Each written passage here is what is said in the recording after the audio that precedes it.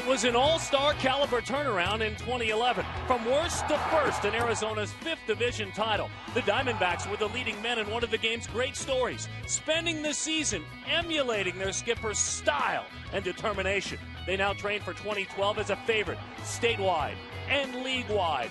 The new kids, Trevor Cahill, Craig Breslow, Jason Kubel. The leader, meantime, remains the same, as does the goal. October baseball in the desert.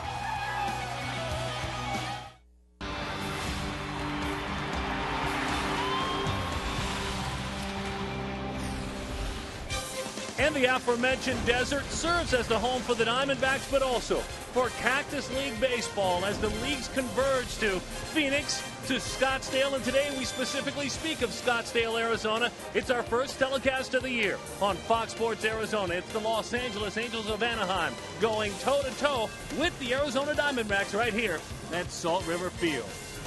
Hi there, folks. It's great to be back with all of you to start off 2012. This is Mark Grace. My name is Darren Sutton. And Gracie, it seems like only yesterday those guys were jumping over the wall like little kids and into that pool and celebrating. But Kevin Towers this winter proved he wasn't satisfied. He got busy. One of the big acquisitions works today. Excited to see him. Trevor Cahill comes over from the Oakland Athletics. And last year the Diamondbacks had a dynamic duo, if you will, with Ian Kennedy and Daniel Hudson. This year they're going to call themselves the Big Three, I would guess, because Trevor Cahill is a former All-Star. But the Diamondbacks had to give a lot up for him. They gave up Jared Parker. They gave up Colin Cowgill and some other guys. But what you get with Cahill is a guy that gets a lot of ground balls, and that's what you need at Chase Field, a guy that can keep the ball on the ground, use his defense. He can also strike you out with a delicious changeup. Yeah, he used a lot of changeups last year, threw fewer fastballs than we had seen early in his career. The important thing when you talk about Cahill, and you get a look at him in the right uniform if you're an Arizona fan, he's only 24 years old, a very manageable contract for the Arizona Diamondbacks, so very excited about all that. Now, he was acquired from the A's, very much like the man pitching for the Angels was a couple of years back. Dan Herron, he lives here, but he's now an Angel. Fun to see one of baseball's most durable pitchers pitch against his old club. Well, Dan Herron had such a good career here with the Arizona Diamondbacks. He pitched along with Brandon Webb, and they were tremendous. But one thing you get with Dan Herron, if you talk to anybody in the game, he's in the top 10 of all pitchers in all of baseball. So you're going to see a star pitcher today, an all-star pitcher in Dan Herron. And welcome back, Dan. Yeah, good to have him back again. Makes his home here year-round. This is a sellout. There isn't a seat available. There's not a spot on the lawn available. It is a gorgeous, gorgeous day. When we come back, Brad Stanky will join our telecast. He's going to tour us around this gorgeous facility all afternoon long. And most importantly, we're glad you're back with us.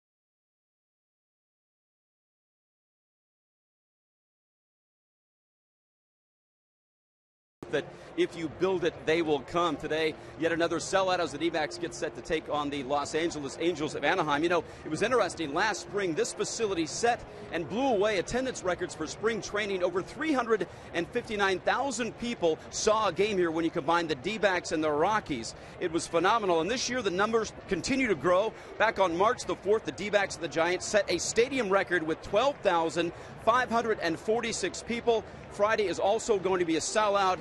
It is going to be a great day today as we bring you spring training baseball. Throughout the game, I'll be having interviews up here as the players leave the game. And, of course, Grace and Sutton will be interviewing Kirk Gibson in the dugout. So it's going to be a great day of baseball here. Our first spring training game of the season on Fox Sports Arizona. Coming up, it's going to be a matchup between the D-backs and the Angels. Cactus League Baseball, Trevor Cahill on the hill for the Snakes. His sinker ball has been something to see when we come back. It's Mark Grace and Darren Sutton. Cactus League Baseball live, headed your way on Fox Sports Arizona.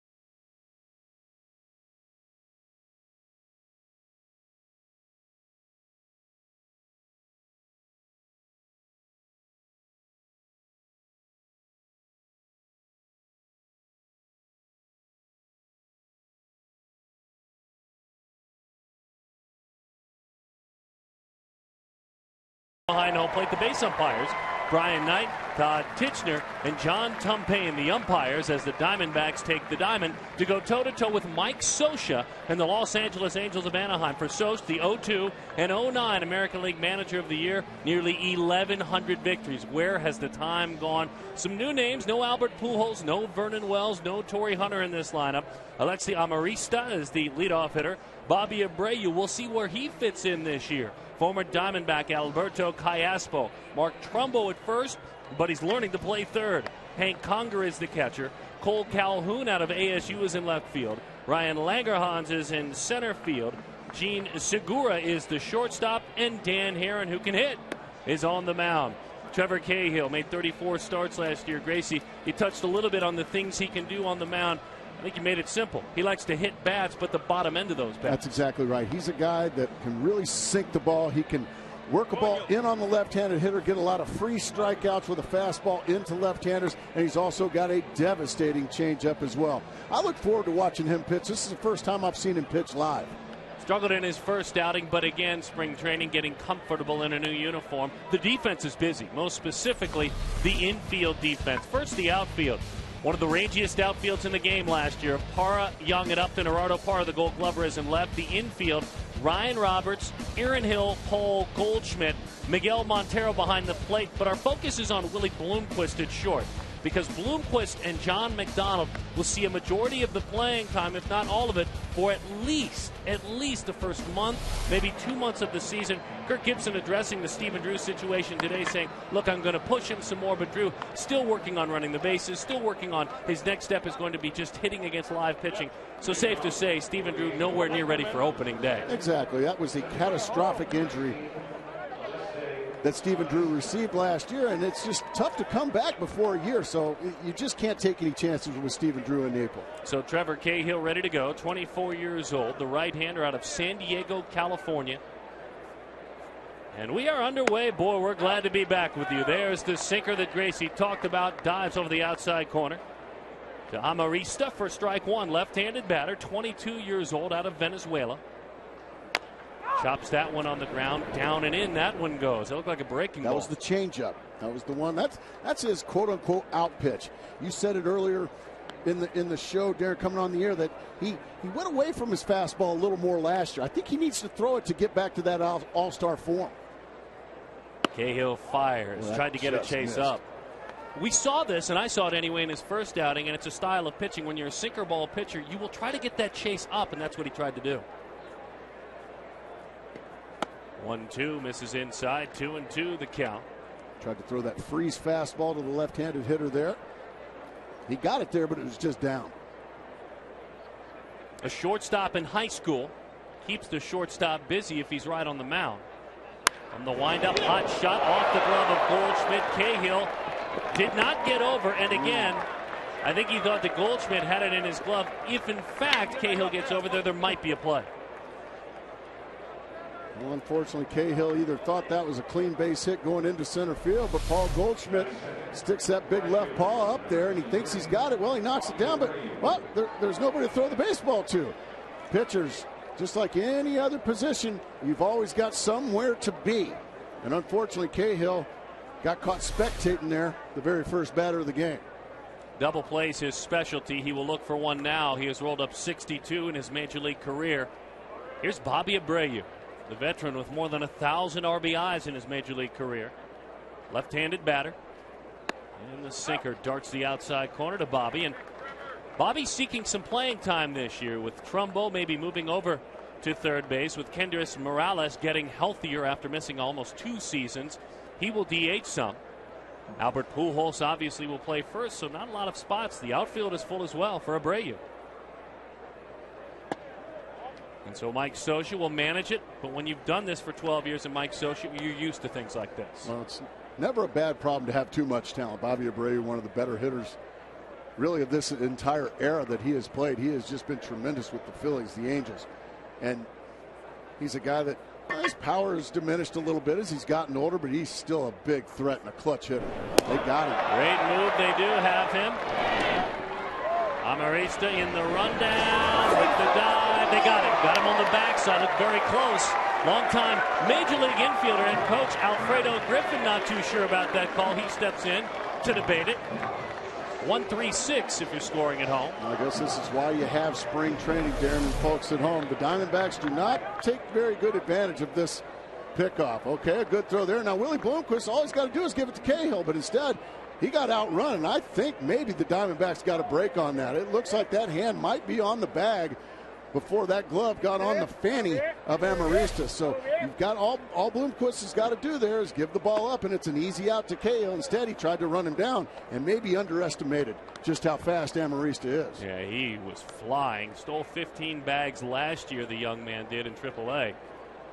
But showing that great speed. They play Abreu to pull infield and outfield as that one dives low. Boy, it's evident at home, isn't it, folks? You can right away see the movement if you haven't watched the American League a lot and see what Cahill tries to do. 3 times he picked off last year.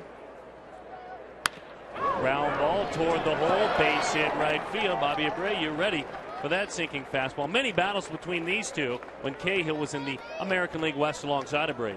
There's no secrets at all between Cahill and Abreu. And just he got what he wanted, and that's a ground ball and a 3-1 pitch. He just hit it right in the right spot and right past Aaron Hill. And another base runner. Ryan Roberts creeps in onto the grass at third for Alberto Callaspo. The one-time Diamondback and switch hitter, bats left-handed.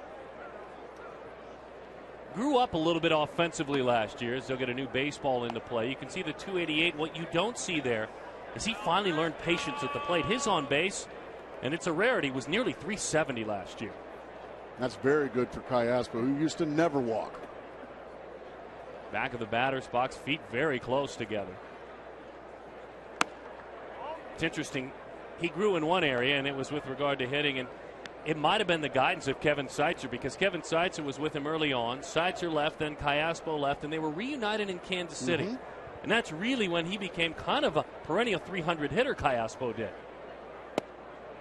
Missed inside. 2-0 the count. And what you're seeing here early in the game with Cahill is he's fallen behind hitters. He fell behind Bobby Abreu, 3-1, gave up a base hit. Now he falls behind Cayaspo, 2-0. And even when you've got a good sinker ball, when they know a fastball is coming, big league hitter's going to hit it. Left that one up, and it's driven deep right center field. Upton going back, it's off the base of the wall. It's played by Justin. Come on down, they'll send the runner to the plate. Hill cuts it off, and a pitch up in the zone, crushed by the one-time Diamondback, and the Los Angeles Angels of Anaheim strike first, and they lead it 1-0. And right on cue, a 2-0 fastball in the middle of the plate. Cayaspo showing a little pop in that bat, hitting it about 400 feet. Boom, fastball middle, fastball killed. Right off the middle of the wall out there about 400 feet away. And Cahill learning, even in spring training, that's going to get hit hard. And even the one ball that should have been an out, if Cahill would have been covering, was smoked off the glove of Paul Goldschmidt. So now Cahill goes to work against a man who was once the future, now is the present. Even with the signing of Albert Pujols this winter, Mark Trumbo, the slugger, with 29 homers last year. And it's on-the-job training. He's playing first today, but they hope defensively he'll be able to play third base this year. He's such a big man. He's going to have to show some mobility over there at the hot corner. I mean, Pujols is going to play first base for the Angels, I have a feeling, don't you? I do. Albert didn't make the trip over today. Not a bunch of big names, but if you're a diehard fan, this is a big name. I mean, what he has done through the minor leagues, it's a fun story for Angels fans because he grew up a baseball's throw away in Villa Park, California. And grew up an Angels fan, and now that man, Skipper, is a guy who's, again, learning how to play third base. Good change up there for a strike. So it's fastball, which sinks, and they're going to talk about it here with Montero. Might have been a cross up there. And what you can do also when you're a fastball changeup pitcher, a lot of times your catcher will put down a fastball, and you can take something off it, maybe even throw a changeup and really not cross up your catcher. I think right there that might have been what happened. Montero may have got crossed up there expecting a fastball. He just got a little bit of a slower fastball is all. So he went out there just to make sure, hey, did you do that on your own, or did you think I put down changeup?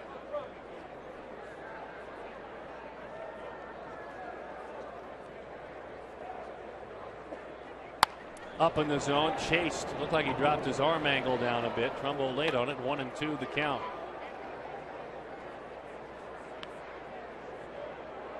Mark last year defensively, speaking of that move to third, had 10 errors as a first baseman in the major leagues. He's never played third in the majors. He's never played third in the minors. But they like his bat, so they're going to do everything they can to get him in the lineup. Pitch sinks low. Tried to get him to chase that one. Finished second in the Rookie of the Year voting last year, Jeremy Hellickson of Tampa. Ever get a chance along your travels on the network side to cover him? Loved watching him pitch. Tampa's going to have a really good pitching staff. Breaking ball, ground ball toward the hole and past to diving Ryan Roberts.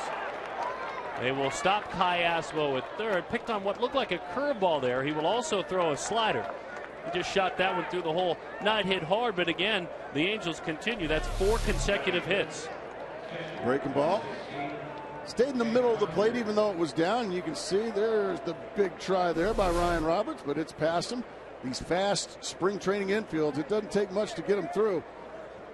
And Cahill now has given up 4 straight base hits to start this ball game.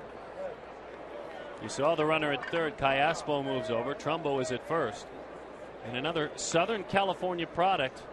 Not a baseball's throwaway, but a short drive away. Grew up in Huntington Beach, California. Hank Conger, catcher. And one of the prides of this organization, still a young enough man to be considered a big-time prospect at 22. They did, however, to help Conger in his development for the next few years. They hope Chris Ionetta has that job. He didn't make the trip over today, but the former Rocky, now the Angels catcher. Yeah, the veteran. Certainly going to help hitting from the right side as well. Hot shot, middle of the diamond. Bloomquist with the flip to Hill on the first. Double play. That's his specialty, as you said, Darren.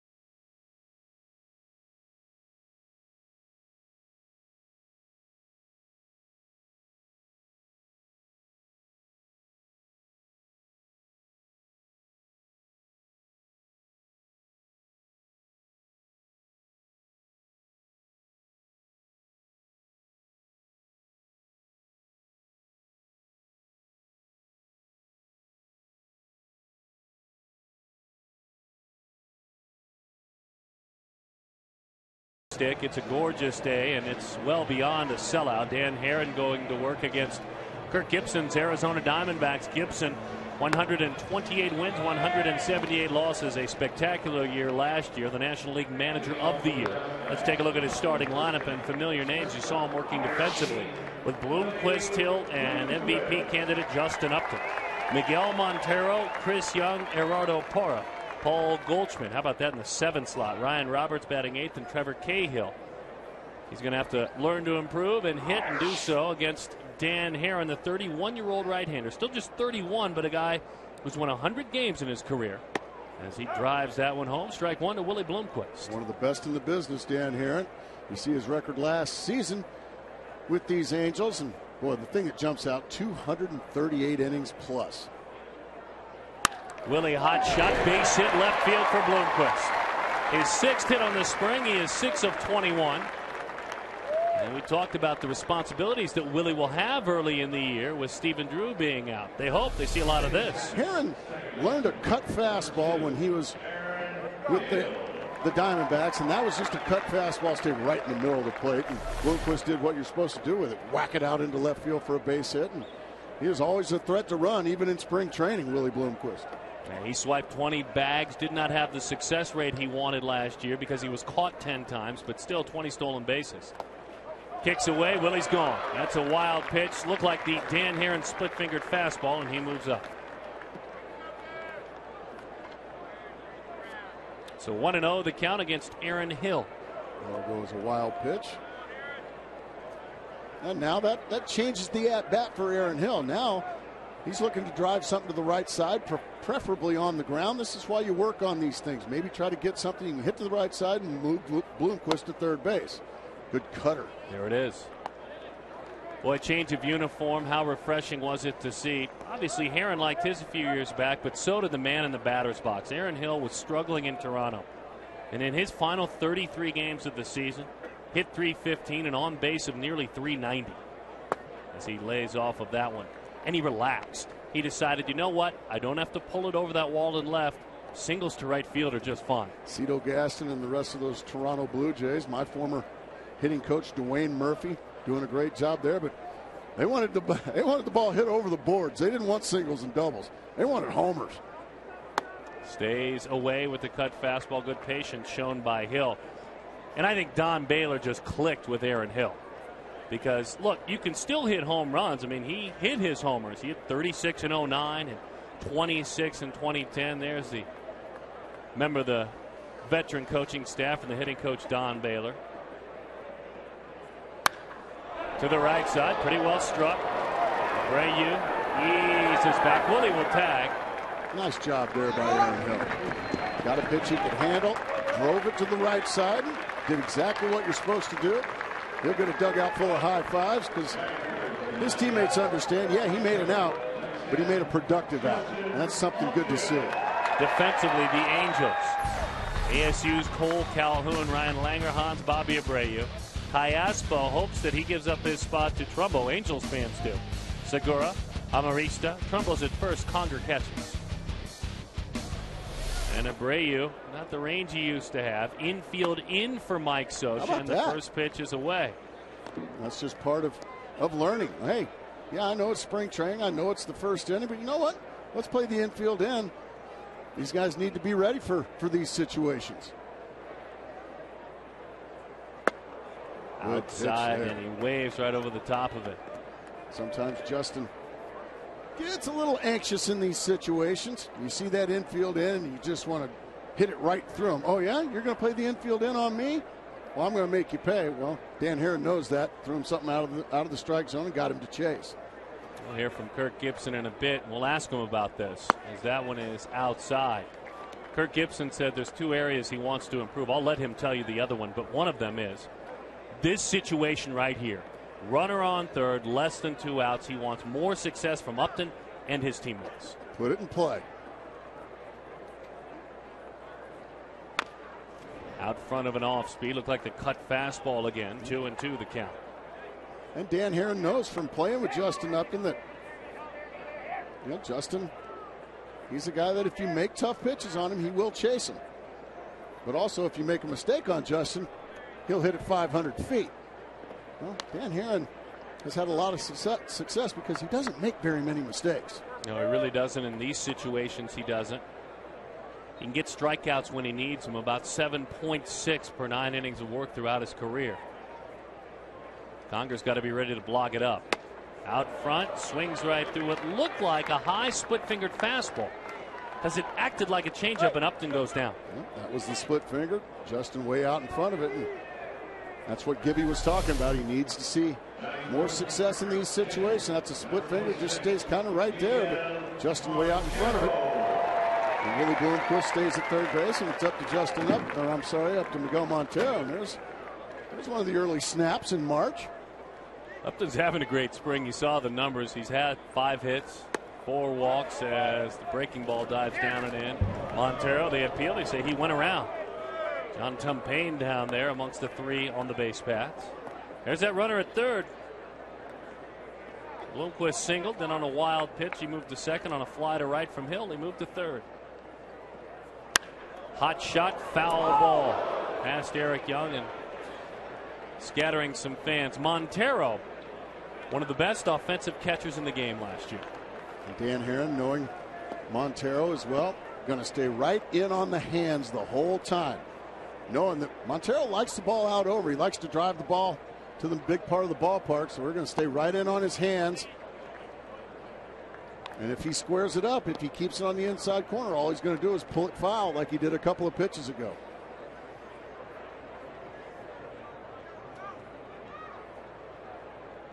A ball and 2 strikes. Runner at third, 2 outs. Fastball didn't get the call. Tried to paint the outside corner. Boy, he's got great command of his stuff, doesn't he, Dan Herron? He doesn't walk anyone. I mean, we can remember Gracie and I covering him literally 4, 5, 6 starts in a row where you may see 1 or 2 walks in the entire span.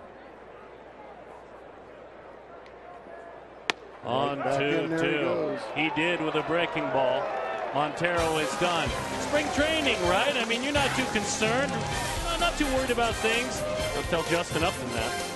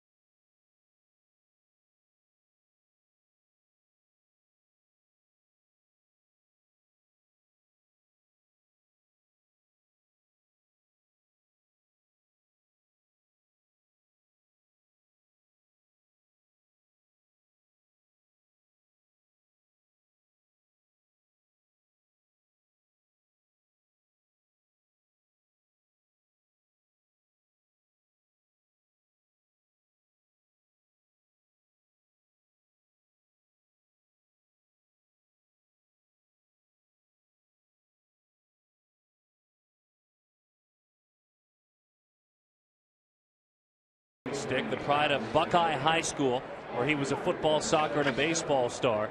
And also the pride of ASU, Cole Calhoun, racing through the Angels organization. And Cole, 7 for 19 this spring to lead things off. Still just 24 years old.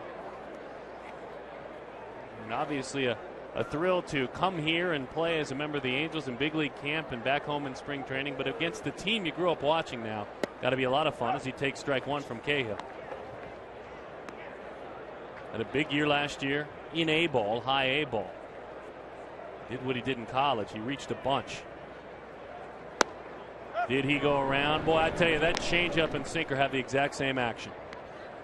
It's a little bit reminiscent of Brandon Webb. Not quite with the success of Brandon Webb when he was with the Arizona Diamondbacks, but as you said, it's almost the same pitch as far as movement wise. One's just about 8 mile an hour less than the other. He likes the 2-strike high fastball, doesn't he? So far today, it's not a bad idea, 0-2, to change the eye level. Try to get a high swing like he just got.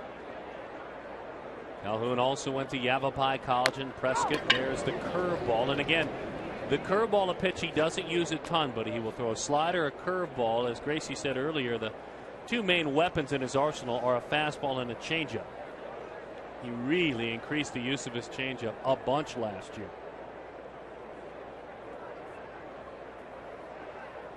Inside, 1-2 the count.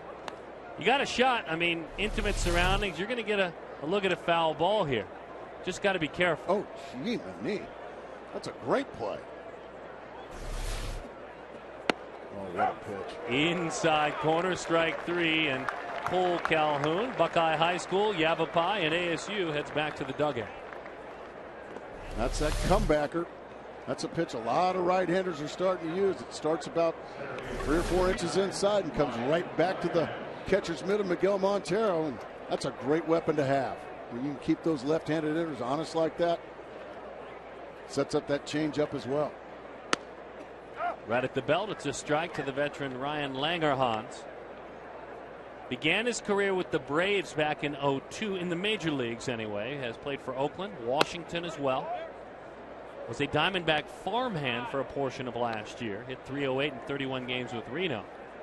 And Jerry DiPoto, the new GM of the Angels, former Diamondback executive, brought him over. There it is, sinker, swing and a miss. When you can get a guy to swing at a fastball nearly in the dirt, you have got serious movement.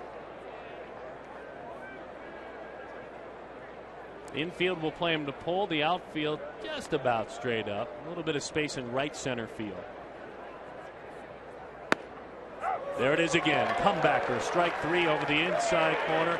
It's the sinker. It's his pitch of choice. And he explains, Trevor Cahill does, the development and the importance of that pitch. Everybody always said I had some good movement on my fastball, but I was just kind of, especially high school, just trying to throw it by guys. And then just in the minor leagues, that first full season, they're like, you know, your two-seamer, like, you notice their swings on it, they keep swinging and missing, so I kept throwing that. And then eventually I started throwing it to both sides of the plate instead of just the arm side. And it took a while to get good at that, and then kind of just started doing that and not throwing too many four-seamers anymore. Why would you? When you got that kind of movement, and so far in this inning, the command to the inside corner of the left-handers. He threw 21 pitches in the first inning. He's kind of worked on settling in. He gave up 4 consecutive hits to start things.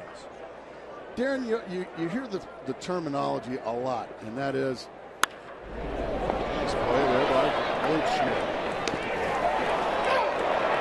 Gotta start getting over there, Trevor. He got over there just in time. Gene Segura dives in. Cahill beats him to the bag. Just 13 pitches that inning. I want to know what that terminology is. Gracie's going to tell us when we get back. He looks safe.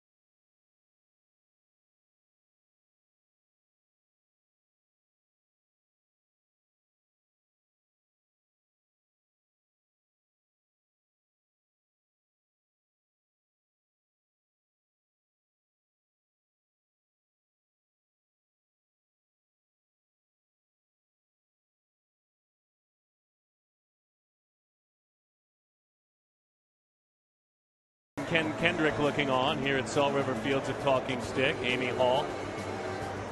And, of course, Kevin Towers, the busy general manager, unique to his assignment, unique to his post. He was very busy this winter.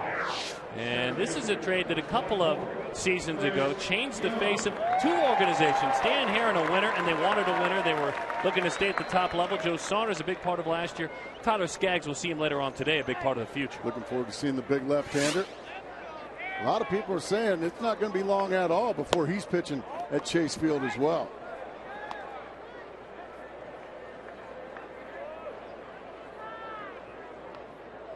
One and 0 the count to Chris Young. Inside corner, spun off that one, got a little bit of run in on the hands. I'm not going to let you slide too far away. You were gnawing on a subject, and then the infield and the play was made. You can see DePoto, Jerry DePoto, the former lieutenant for Kevin Towers, sitting behind him in the white golf shirt there, right in the middle, leaning forward. There he is. And he now is the general manager of the Los Angeles Angels of Anaheim. And congratulations to him. Well, what I was wanting to talk to you about, as you see, the big shots behind the plate. Always watching, always looking for somebody. But where I was going with last inning before the out was made was, you hear about these pitchers, Herron, Cahill, and the rest of these guys. Well, we're just trying. We want them to get their work in. You're a former minor league pitcher, Darren. Your father was a Hall of Fame pitcher. What does that mean for a pitcher getting their work in? I mean, it's that simple, but what you're trying to do is to up your strength as that split-fingered fastball is swung right through. You know, you start out with a 2-inning outing, then you maybe head to a 3 or a 4-inning outing, and by the end of spring training, you want to be going 6 innings. So you're building your stamina, number one. Let's say J.J. Putz, part of that bullpen out there, getting his work in for him is different because he is adding a pitch. Now, some pitchers, when they get their work in, will add a pitch to their repertoire. Putz, in his case, really working on a cut fastball. So in his next 2 or 3 outings, he's going to throw it about 70% of the time. I mean, he's really going to throw it a bunch. So I think the answer is different for everyone as Gerardo Parra swings right through it. But I think for young pitchers, what's tough, and guys that are on the bubble, is they really can't get their work in. They have to make the team. They need to get outs. Right. So so it's a little different for every pitcher. Yeah, Randy Johnson, Kurt Schilling, guys that I played with out here. Yeah, them getting their work in. It didn't matter if they gave up 5 runs, 6 runs, and that happened a lot to those guys in spring training. But they were just building their arm strength. And I think more for like a Kurt Schilling, getting their work in was trying to find maybe that fastball location. Right. You know, working on their location, working to the arm slot to get that ball to a corner, to get that ball to the knee. That's what I thought it was. But you're thinking mostly just building up your stamina and arm strength. In part, I think you've nailed the other part of it that I certainly left out. Gerardo Parra drives it to right field. One Venezuelan hitting it hard to another out there in Abreu. Dan Herron tried to get the chase up the ladder. Parra, who won a Gold Glove last year, hit .292, had an incredible year, put a drive into that one. And here's Paul Goldschmidt. Speaking of an impact, speaking of making a difference, we heard about him all year long in the minor leagues. We were anticipating Paul Goldschmidt getting here after hitting 30 home runs in the minor leagues. Well, then he finally was in the major leagues, and he was everything that was advertised. I think so, and then some, and then also hit a couple of long balls in the postseason against the Milwaukee Brewers. Fastball away. Goldschmidt this spring, 3 of 18. But he's walked 5 times. So if they're not going to give him something to hit, he won't be walked here by Herron. But he's walked a bunch. Beautiful split finger there from Herron, 1 and 2. It's been a long winter. I know people are longing to hear the call out for Paul if you have a chance. Oh, you're talking about Goldschmidt. Yeah, that one. Oh, okay. Oh, that felt good. Oh, outside he corner. just got carved up. I don't think that felt too good. Kirk Gibson will join us down from the Diamondbacks dugout. We told you he has one big goal this spring about those runners at third. We'll ask him the other one.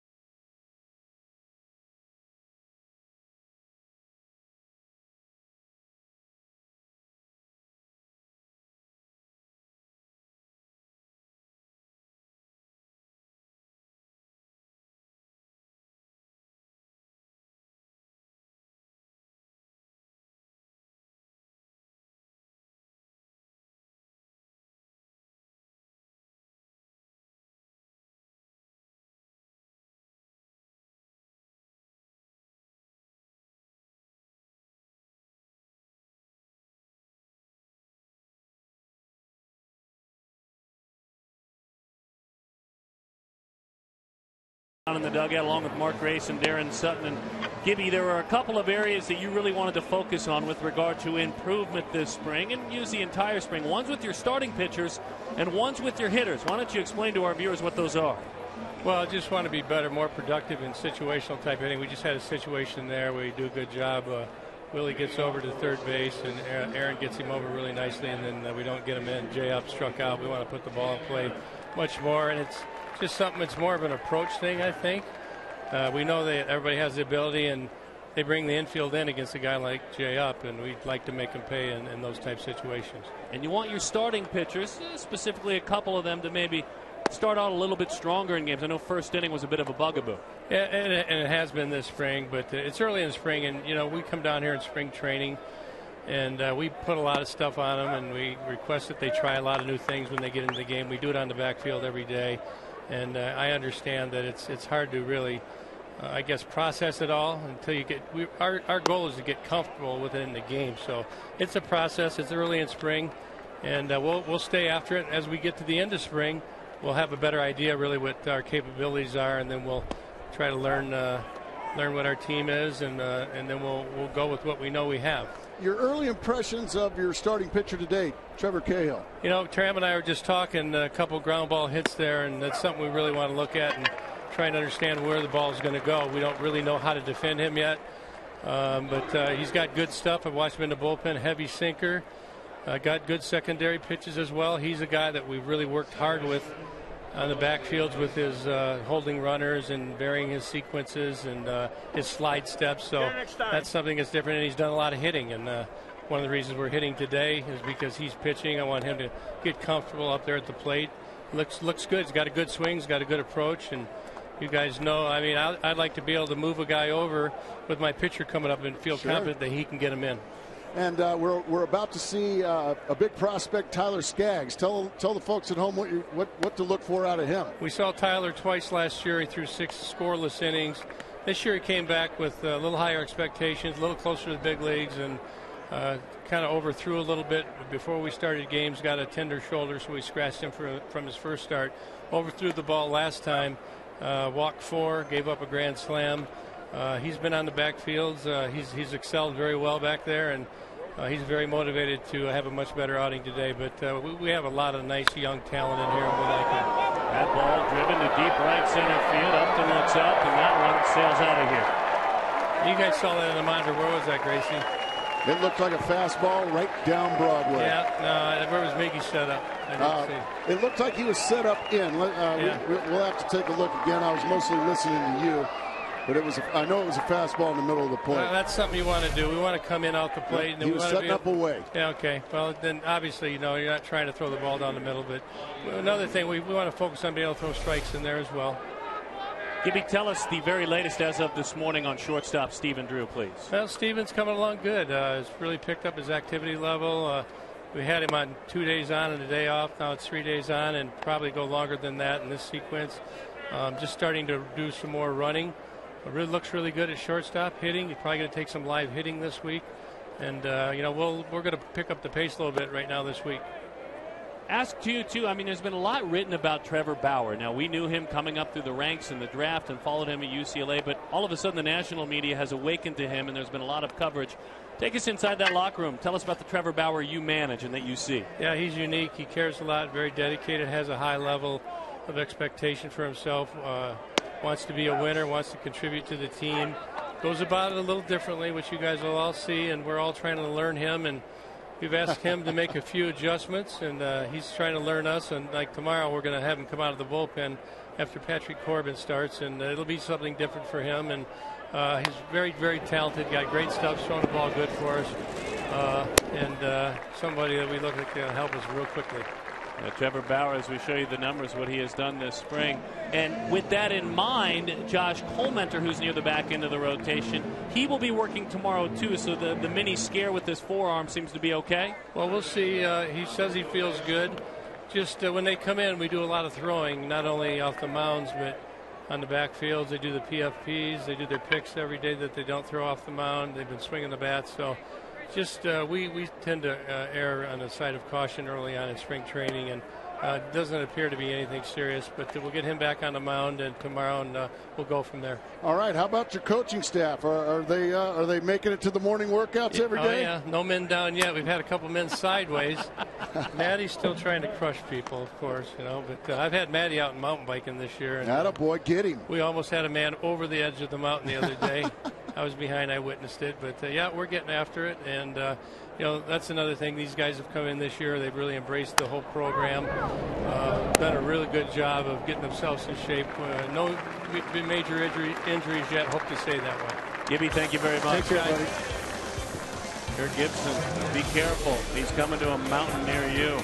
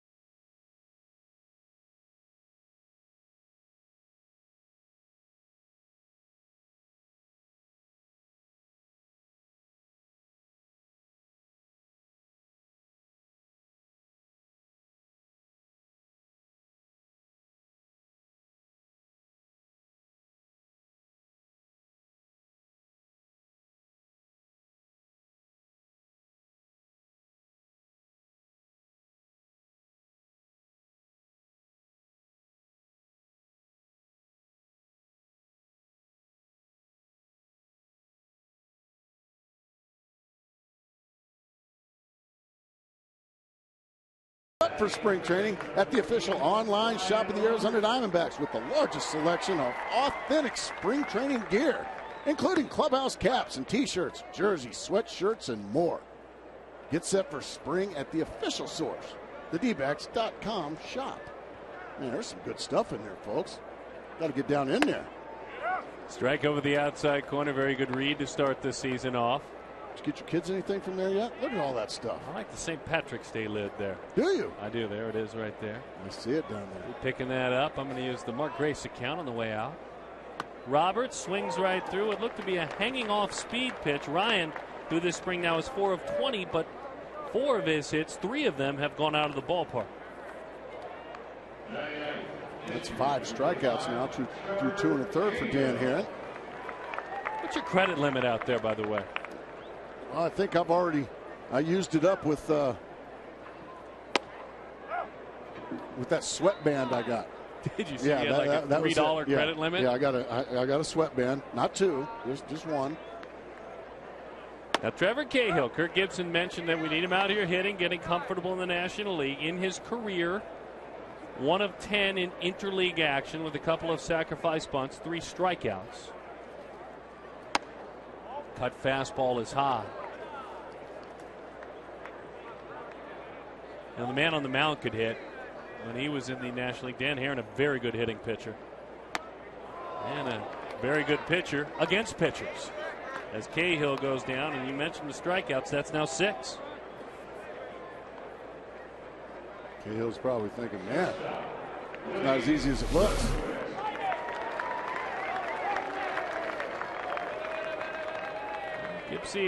Gibby, I should say, taking it all in. Diamondbacks pitchers with a bat in their hand last year, and Daniel Hudson was a big part of it, but everyone helped. Willie Bloomquist takes a strike. They were number 1 in hits. They were number 1 in RBIs, number 1 in slugging percentage. They helped themselves a bunch. No question. That helps that ball club when you can just be a threat. But also, I think what Gibby wants them to do better. They hit very well last year, folks, but he'd like to see them bunt better. Daniel Hudson was a terrific bunter, but it went downhill pretty quickly after him. And the Diamondbacks as a team all year long were in the bottom third of Major League Baseball in sacrifice bunts, bunt hits, and that includes a lot of that comes from your pitchers.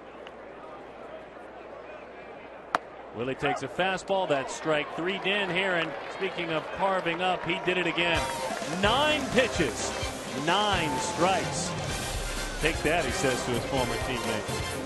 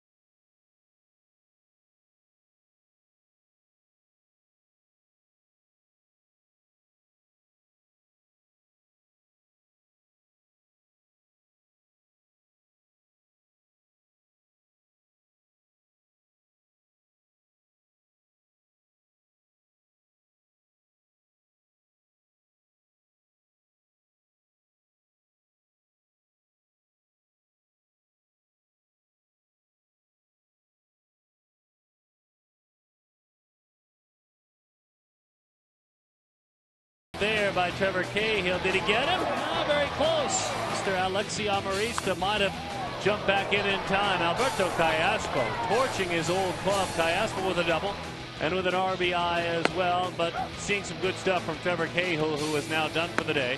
A couple of comebackers and sinking fastballs and some nice defense behind him, getting over to the bag and just, I think, beating him. Dan Herron has been solid. As a matter of fact, that strikeout total has been rising. He's got 7 through 3 innings of work. Getting his work in? I don't know.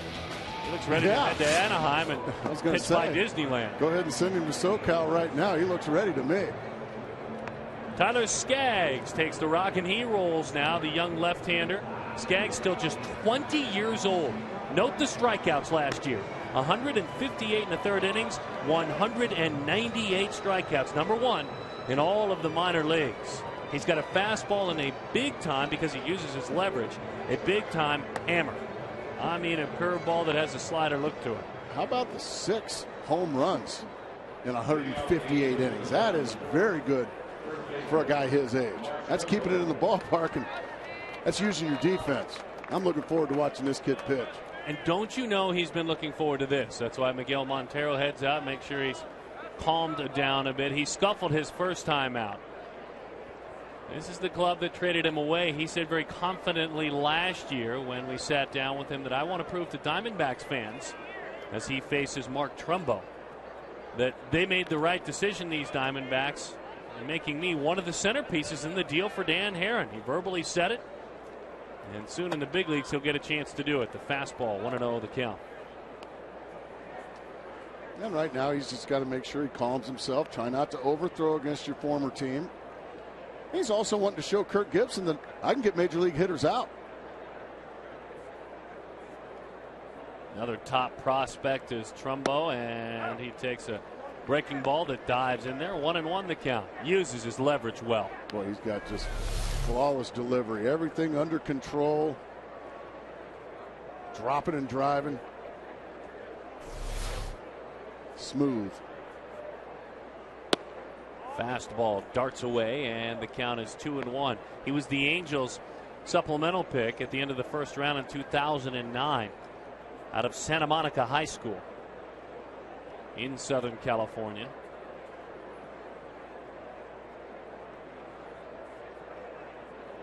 Charles Nagy, his pitching coach, will join us in the next half inning. Had him out front. Good looking change up there. Fooled him badly. That's a veteran caliber pitch there. 2-1. Trumbo, the big slugger, looking for a fastball, gets a change up, and as you can see, he's out in front, and all he can do is just sky it. And Aaron Hill had to scamper a long way out to center field, but made the play. But a good pitch, a veteran pitch right there, if you will. He was able to play the role of youngster last year, and he was the starting pitcher in the Futures game during all the festivities at Chase Field. All-Star Week in Arizona. As that pitch is low and outside to Hank Conger, the switch-hitting catcher for the Angels. Mike Scioscia likes to play a little small ball. I'd probably like to see Hank Conger maybe drive it in the gap. I think Hank would like to drive in the gap. I'm guessing he thought about doing that on his own. Big swing, as if he was trying to drive it somewhere out there. And that's what that little fake bunt will do on the first pitch, is usually talk a pitcher into coming in with a fastball. He got it, but Skaggs got it to a good spot right on the inside corner, and all he could do was pull it foul. These two minor league teammates. Oh, there it is. Really? I told you that was a dandy. Classic. Wow. That doesn't look like much fun. The 20-year-old southpaw doesn't get a chase high at 92 miles an hour.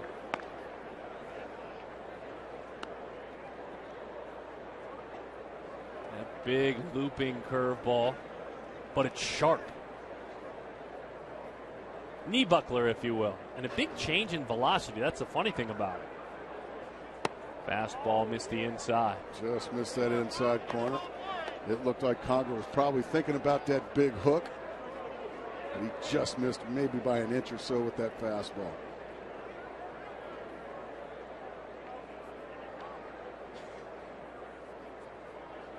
Gas right by him. All set up by that one curveball. There was 6 pitches in that at-bat. One was a curveball, but you could see Conger, he was thinking about it the whole at-bat, and he ends up getting it blown right by him for strike 3. That's what a big old curveball like that'll do to a hitter.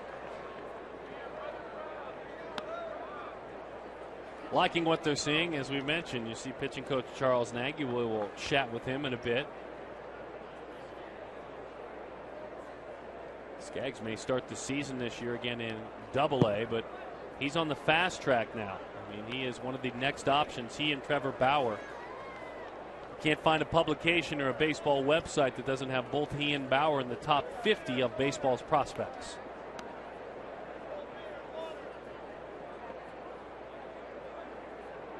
Arizonan Cole Calhoun struck out looking back in the second inning. There's that curveball again. It's outside. I like the fact that he missed badly with it first time. Was confident enough to come back with it. Just missed that time. You're not going to get swings. You need to be able to throw that for a called strike. And because a left-hander here is not going to swing at that 0-0 or 1-0. Right there at the belt. Boy, as a hitter, you're looking for one pitch right there, 2-0, a fastball in the middle. And for some reason, that one just must have locked up Calhoun, because that was right down the middle, and he just took it. Angels' 8th round pick in 2010. Calhoun, and he got a fastball that time in. Beautiful pitch there. Fastball into a left-hander.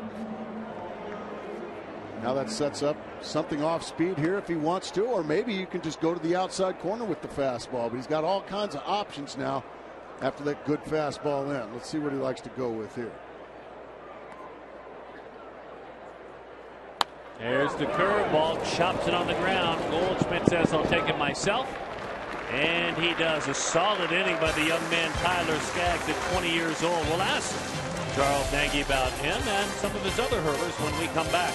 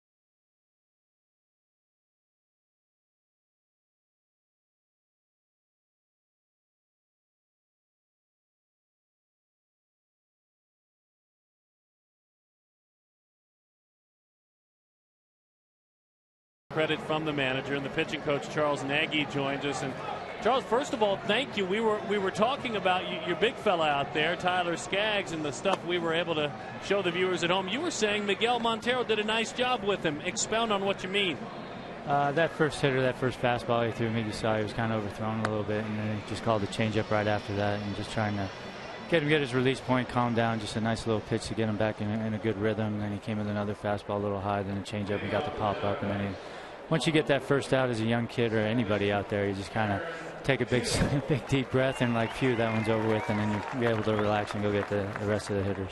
In your bullpens out there beyond the locker room, what are some of your point of focuses this winter, or I should say this spring, with Trevor Cahill? What are you guys working on? With Trevor's just getting him comfortable on the mound, just getting him his innings in, his work in, and just talking to him, just getting to know him as a person and as a pitcher, and some of his keys and just how he goes about his business. Cahill, pretty similar to you in your pitching days, wouldn't you say? I watched him pitch, and I faced you many times. To me, I see a lot of you in Trevor Cahill. Well, thank you very much. It's a nice compliment, Gracie. But no, Trevor throws the ball really well. He's got really heavy sink, good breaking ball he throws for a strike, and a good changeup. When he throws strikes and gets ahead of hitters, as we saw, I think good things happen. It's when they make him, he falls behind a little bit, couple 2-0 counts there. They were able to square a couple balls up. Tell us a little bit about your impressions, because we're going to talk. We have to talk about him, obviously. Trevor Bauer. What do you see from him, and what are your likes, and what have you had to maybe change in him? I haven't really changed too much. He's going to throw the way he throws. Obviously he has that throwing program that everybody likes to talk about. We just kind of sat down and talked to him about trying to adjust and modify his program a little bit to fit into what we got going on in our schedule throughout the day. I know he would probably rather throw a lot more than he does, but it's just part of baseball, and part of just getting to know him, big league, being in a big league camp, and what he can and can't do, and when, or if he wants to do extra stuff, he's got to come out early. You're facing LaTroy Hawkins right now. Who's older, you or LaTroy Hawkins? I think I got him by a couple years. I got Saito by a couple years. That's about it. So. Well, something else that we were seeing is Hawkins hit Justin Upton. Now they squared each other up right away. Hawkins letting him know, I'm just working on some stuff. But one of your pitchers, Daniel Hudson, was pretty public in saying, we've got our hitters' backs. As a pitching coach, when you heard Daniel say that, what were your thoughts? It's just the game. It's just it's just part of the game. You go out and pitch. I mean, we're going to pitch inside. And that's what we do. That's what we have to do. That's what a pitcher has to do. He has to pitch inside to control the plate and to control the strike zone. And part of the game, and things happen. And guys get hit every now and then. They just gotta, if a hitter gets hit, he brushes himself up and runs to first base, and the game goes on. But do you get concerned when your pitcher comes out and publicly says that? I think. Or do you like it? I kind of commend him on it. It's kind of nice. Good. I know. I mean, that's Huddy. It's just Huddy being Huddy. He's a fierce competitor out there, and he's a great teammate. He's a great guy, and he's going to do whatever the game dictates. Let's go back to Bauer very briefly. You talked about his workout. I'm going to assume not everybody has read about it. Take us through some of the things he has to do to get ready to start in a game. Oh, to start? So if the game's at 1 o'clock, he's out here at 12 o'clock, and he's doing his exercises and his I would just call them calisthenics, because I don't know another word to plyometrics or whatever you want to call them. And then he does some tubing work, some heavy ball stuff, throwing it up against the wall. And then about a half hour into it, he finally starts his long toss, and it's fun to watch, actually. He just starts starts short and goes longer, and just goes from foul pole to foul pole and works his way back. And it's interesting. I'll share with our fans that and you can help me with this. Coming out at noon for 1 o'clock games, about 40 minutes early? Pretty much, yeah. Usually a starter will come out about a half hour before the game. Get down, stretch a little bit, make sure he's loose, and just start tossing with like maybe 20-15 minutes to go. Get on the mound, and he'll be ready for the 1:05 start. You have the assistance of a lot of your minor league coaches and your pitching coordinators. Do you enjoy that kind of the think tank that goes on, especially for the first few weeks when even the position players, many of them aren't here? Do you enjoy that part of the game, Charles? Oh, it's great. It's, they're baseball people, they're pitchers, and it's just fun to talk to them, talk to somebody about pitching, and we just go over the guys, and it's great to have them, and they're a great source of knowledge, and we talk about the players, the young players that we've had, the up and comers, and the guys that we do have. They're still young. they're still young pitchers, and what we can do to make them better. And for you, J.J. Putz has been sharing with all of us that he's working on a cut fastball. Expound upon that for us, please. Yeah, he started to throw a cut fastball. I just wanted something to get inside on the lefties a little bit better, not to have to rely on the split so much. He can throw his four seam in there just fine, but just a little something that he's been working on. He's been throwing it on the side. It's been cutting. It's been doing what it's supposed to do. He threw it in the game the other day. He threw some good ones. He threw one bad one that the guy hit for a home run, but other than that, it's been good for him so far. It's just hoping he doesn't get cutter happy, and just become a cutter pitcher. And then we don't want him to lose his sink on his fastball or his other pitches also. Well, speaking of happy, I know you are joyed to do these interviews. So thank you. It's like going to the dentist. We appreciate you joining us. Thank you, Charles. Thank you. Have a good one, pal. All right. You too. Charles Nagy joining us down there in the dugout. And he's just literally inches away from Kirk Gibson, too, the entire time. Oh, man. He's doing that interview. There he goes. He goes back to that's like claws down a blackboard for him.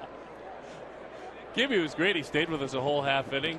But the manager has to get that kind of stuff.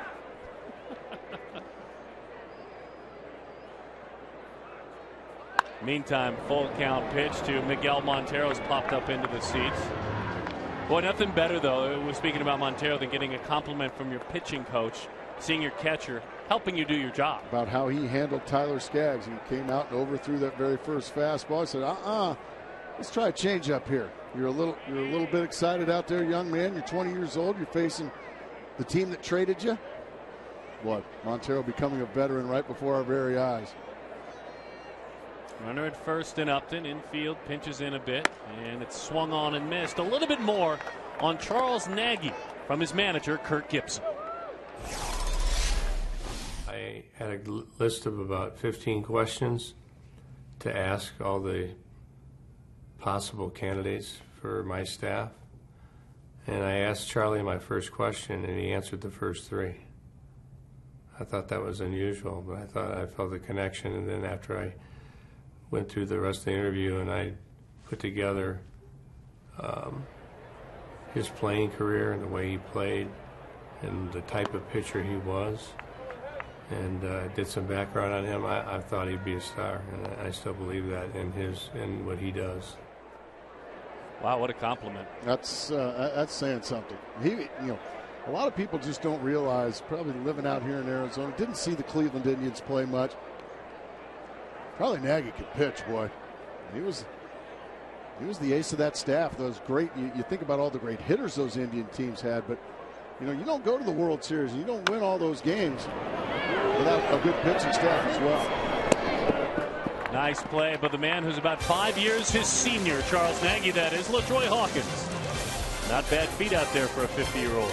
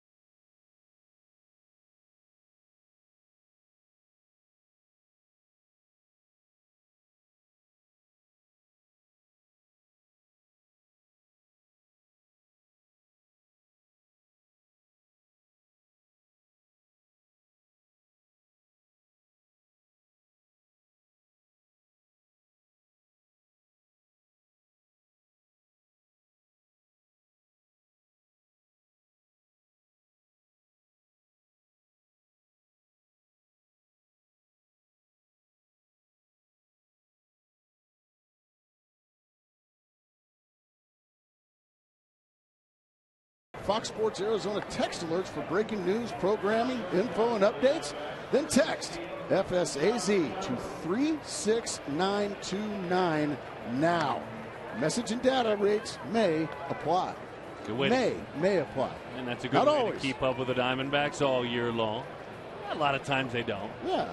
It's probably if you're managing your own account and going over your own text limit. Very well said.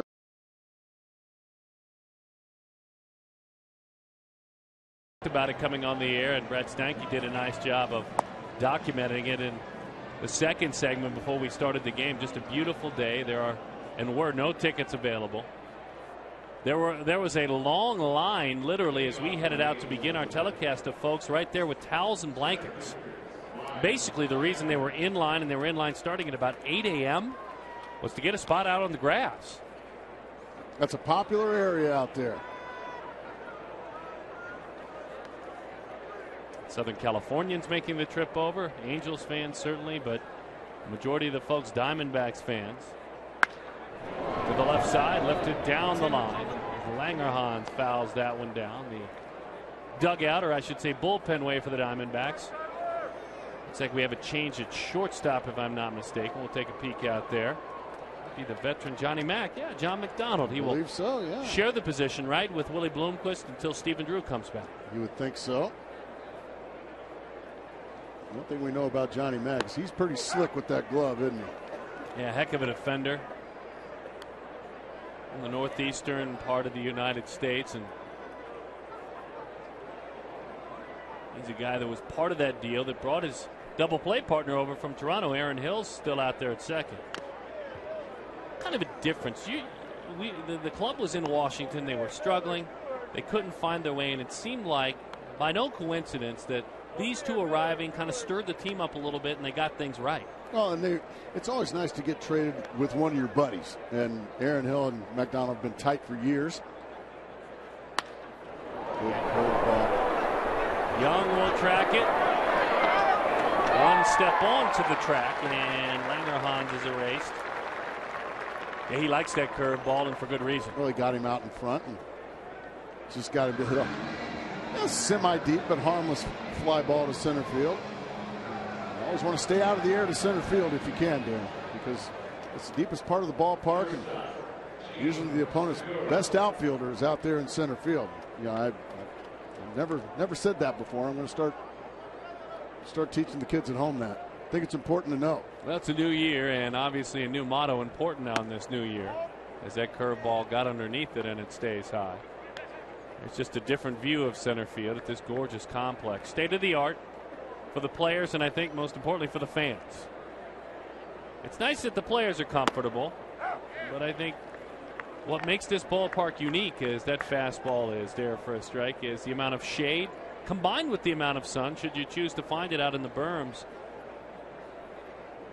But folks that want to find some shade in the box seats are able to do so. Swing and a miss. Good Change-up, yes? Yeah, beautiful changeup. You're throwing 93, 94 from the left side, and then you break out a beautiful changeup along with that curveball. Obviously, you see this kid's got some weapons.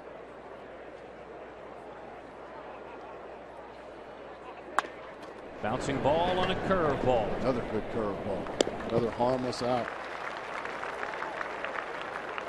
And just about everything. The Pepsi Pavilion up above us. And you can see the different vistas from this ballpark. And what I like about it most in comparison to a lot of the spring training facilities, and fans have gotten so used to this at the newer ballparks, it's a walking park. You can get your snack, get your beverage.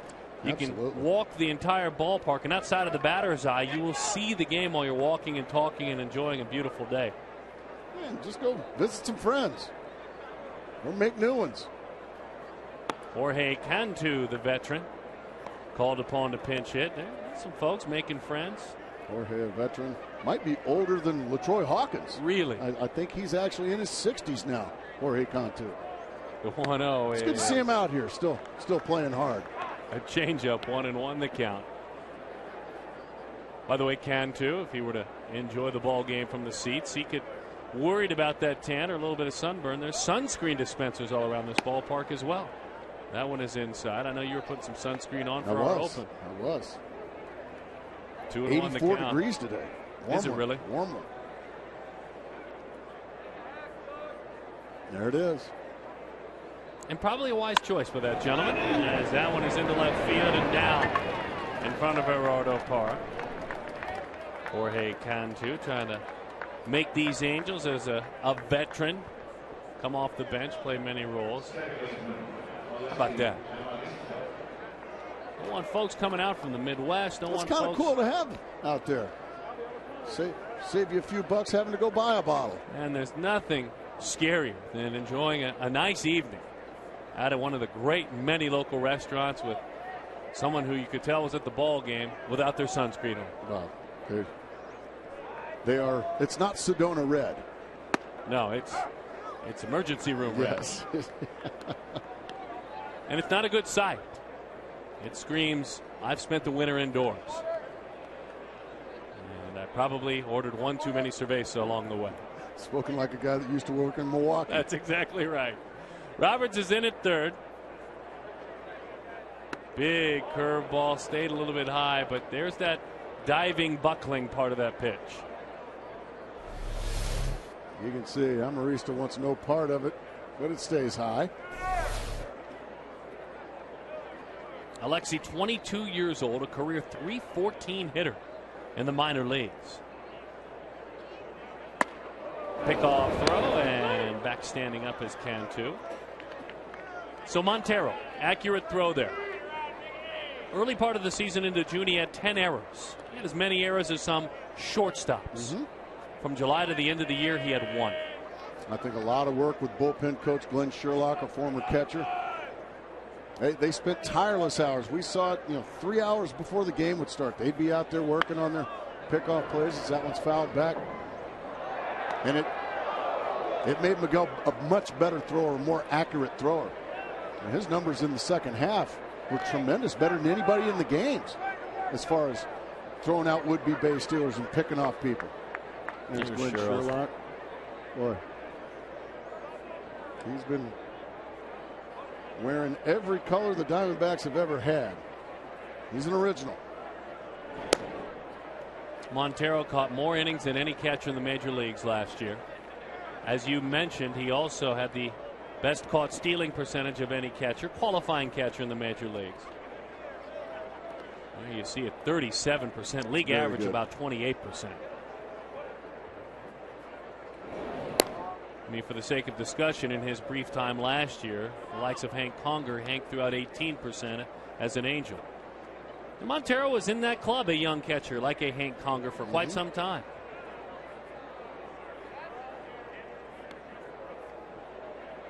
Two and two the count. Curveball, fly ball center. Skagg looked good. Looked very good this afternoon.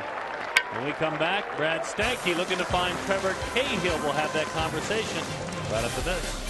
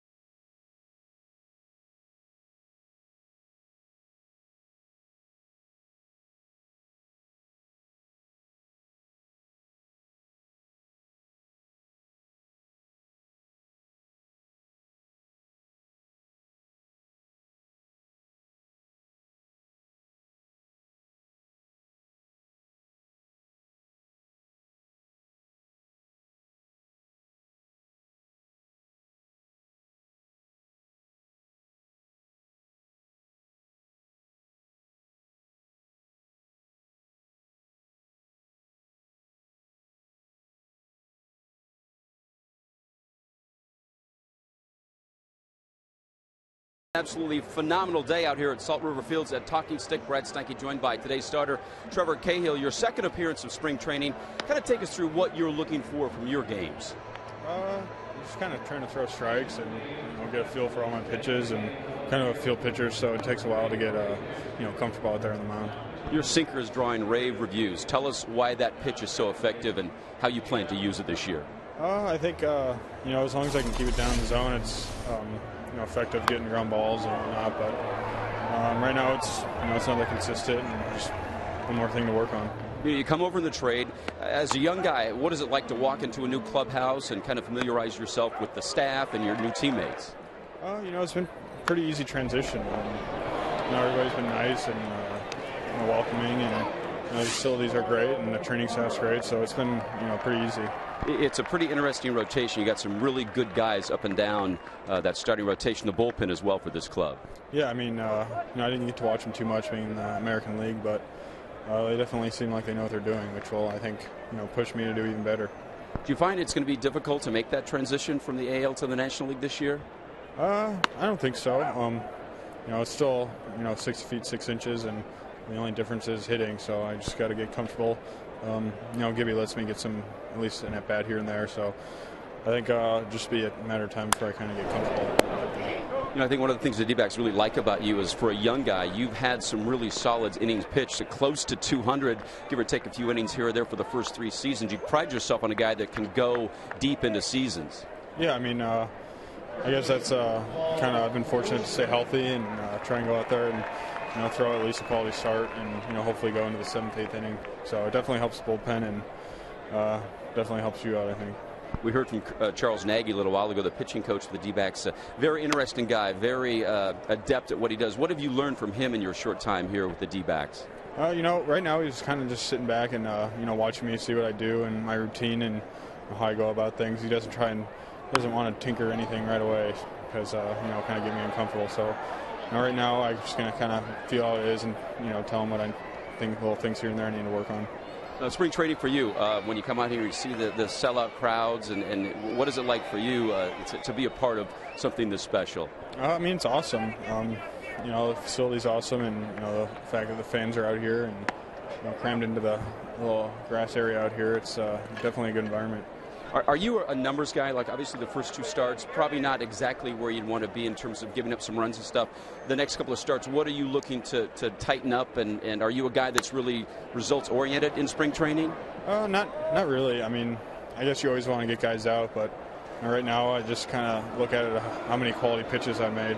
And, the mistakes will get less noticeable, I think, as spring goes along and once the season starts. So right now I'm just trying to kind of calculate how many quality pitches I can throw out of, however many pitches I throw. There was an interesting article about you earlier. Some of your former teammates saying what a bright young man you are. You were recruited by Dartmouth, an Ivy League school, but you have quite an extensive Lego collection, if I'm not mistaken. Yeah, they tease me quite a bit, but I think they kind of blow it out of proportion a little bit. And your nickname? Yeah, pterodactyl. Was that self-given or someone else tagged you as pterodactyl? It was kind of both. Russ Springer, who had 15, 16 years in my first big league camp, told me I had 5 seconds to think of a nickname, and it just kind of came out. And your teammates also said you're a very funny guy. And will we see that throughout the season? Are you a guy that's going to have some fun out there? I try to have fun even when I pitch. I'm not too intense. I feel like I don't throw the ball as well when I'm too pumped up, but we'll see. I have to get comfortable first. Yeah. And final question, a lot of people think you leave the game, you're done, but what will you go do now inside the team's facility here at Talking Stick? Well, right now we're not throwing too many pitches, so I still got to work out and ride the bike and do all my arm exercises and ice, and then hopefully be out of here. Trevor, thanks for your time. Pterodactyl, appreciate it, man. We'll see you real soon. Guys, we'll send it back to you. Nice effort from tonight. Yeah, very nice effort. Paul Goldschmidt goes down on strikes. He is sat down by Ariel Pena. Well, his teammates say he's funny, and he has a lively sense of humor. As long as he pitches well, doesn't matter really. Honestly, he's very quiet so far, though. Well, pterodactyls tend to be a little quiet. Do they? Yeah. Well, yeah, they're very quiet. They're extinct. That's true. Good Pterodactyl. What do you think? That was kind of like a visit to the dentist's office. Yeah, he and Charlie Nagy have that in common as well, don't they? He didn't see. Brad did a great job. Brad had about 300 questions ready for him. He had to, because they were about 5-word answers, every one of them. But we're glad to have him. Ryan Roberts goes down as he grounds out. 0 for 2 this afternoon, 4 for 21 this spring. We rolled on. Pterodactyl, you like that? I love it. Yeah, not really.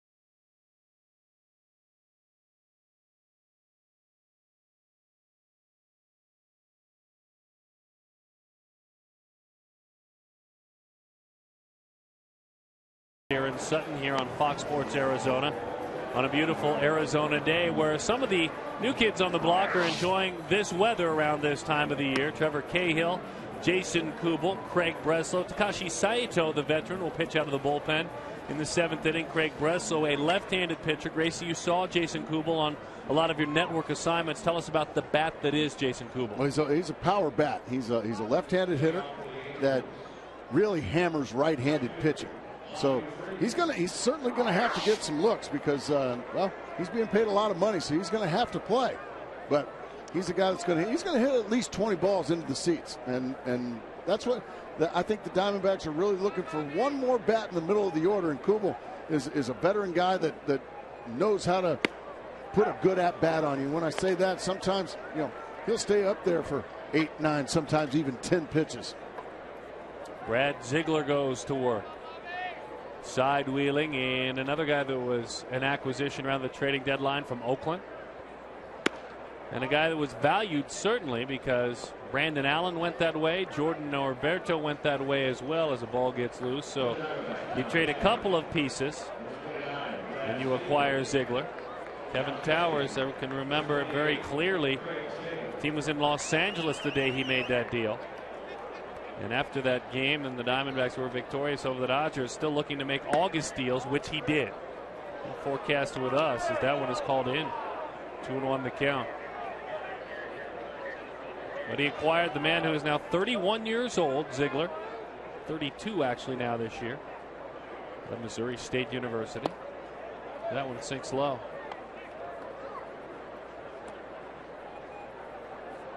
Ground ball pitcher, certainly, twice league average. With that delivery, you'd be surprised if it was any other way. Murderous on right-handed hitters. Not as tough on lefties. Don't tell Bobby Abreu that as he swings right through a 3-1 fastball.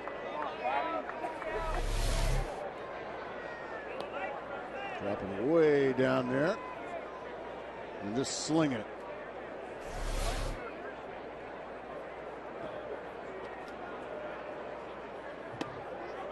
Pitch is low, it's ball 4, and so now Abreu will get to know another veteran out there at first. Lyle Overbay is now working at first for the Arizona Diamondbacks.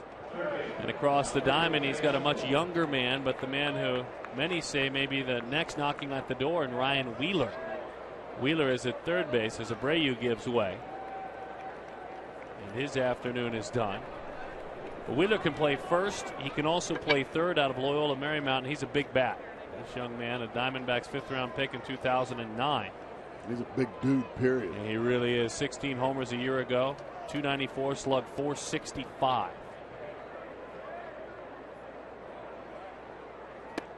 That one nips the outside part of the plate. Alberto Callaspo. Doubled in a run. Back in the first inning.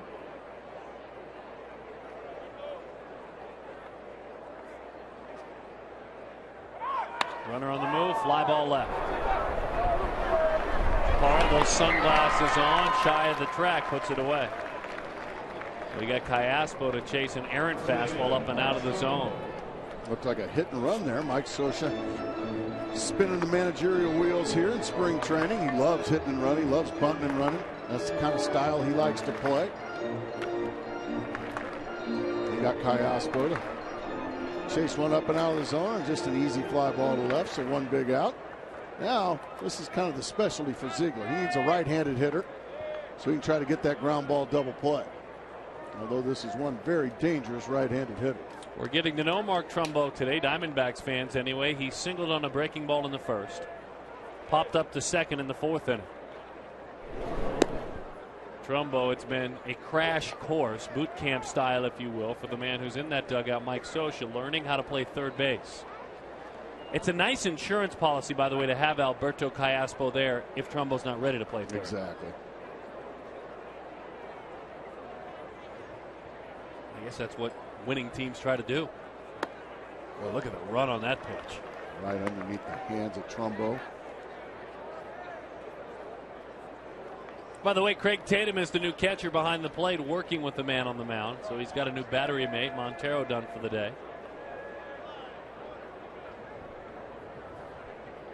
One of 4 Diamondback catchers that are active today. You know, the one thing Breslow did so well last year, and many debate whether this is important or not, or if it's luck or not, was the runners he inherited with the Diamondbacks, he stranded a high majority of them. Ziegler, I should say, as that one is thrown into the dirt by Overbay. Talking about Ziegler and his work. Breslow, his former teammate who came over later on. But as a Diamondback, this right-hander inherited 21 runners coming out of the bullpen. Only 4 scored. It was different in Oakland. 18 of the 38 crossed the plate. And I don't think it's all luck. I think there is some skill that goes into it.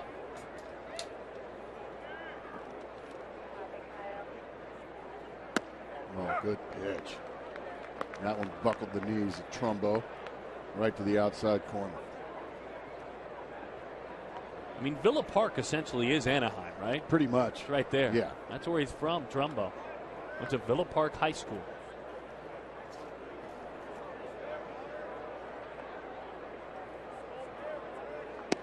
That one dives low and inside. Do him another breaking ball that never got there. 120 home runs in his minor league career.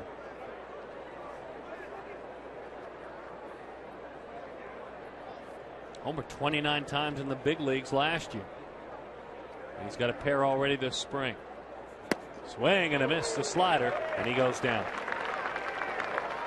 Catch all the biggest matchups this season with the D-backs 10-game mini plan. Choose games against the Cubs, the Giants, the Phillies, the Cardinals, Darren's Brewers, or even more. Call 602-462-4600 or visit dbacks.com/tickets.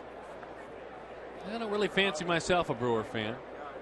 I'm a fan of Brewer fans, but not of the Brewers. I see. Well, I'm just saying you used to work for them. Sure, I did. But we're glad to have you here. I wonder if you are watching Milwaukee right now. I wonder if they're watching. Well, we can only hope so. 0-1 the count to Hank Conger. those are some pretty good teams you can come watch with that 10-game mini plan. I think so too. World champion Cardinals, Phillies, always good. Fly ball center. Easy chance out there. A.J. Pollock puts it away. Somehow the Phillies, by the way, managed to get older this winter. That can't be.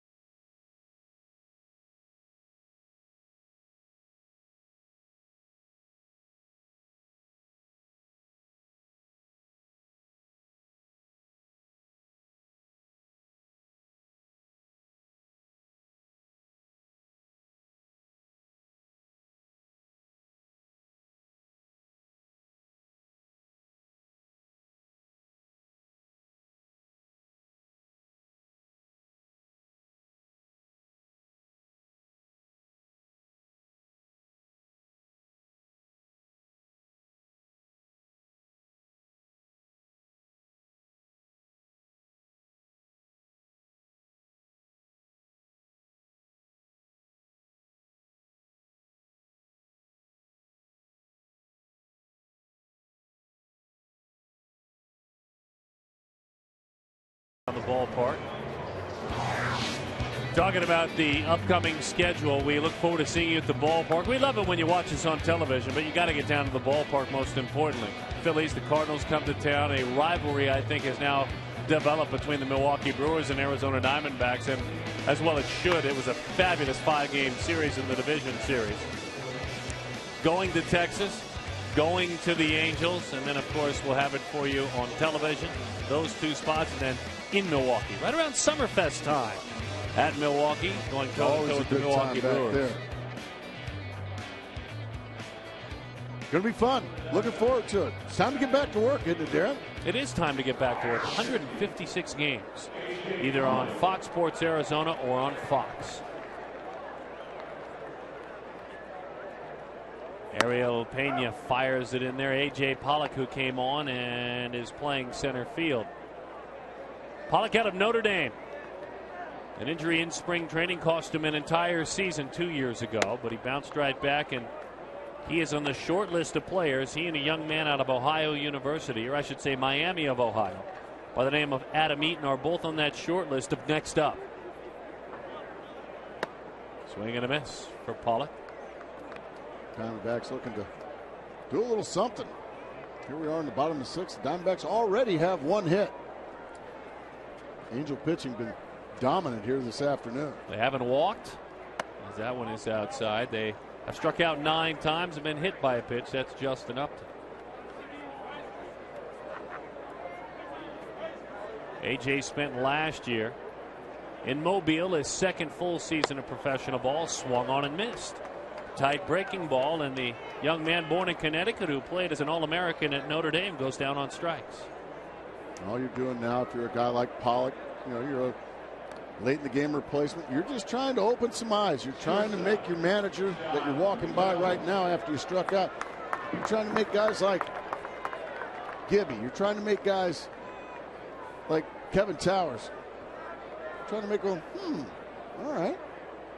You know, by maybe hitting the ball down the line for a double, or maybe, you know, going and running the ball down in the gap. Just make those bosses remember your name. And unfortunately, that didn't happen there for AJ. McDonald takes a pitch that sails outside. Couple of home runs, 22 batted in 84 games last year. Kirk Gibson loved to use him defensively whenever he could. As that one sails low, just off the plate.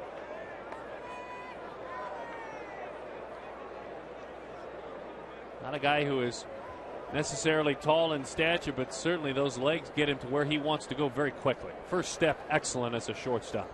Just great instincts. And he'll take that walk there. McDonald, 37 years old this season. Born in Connecticut, played his college baseball at Providence in Rhode Island. Started with the Indians, has played for the Indians, Toronto, Detroit, and now here with the Diamondbacks. When he finally gets a chance to play, that will be close to 900 games in the regular season that he has played, specifically because he can play defense. And very well. Aaron Hill takes outside from Pena, 22-year-old right-hander.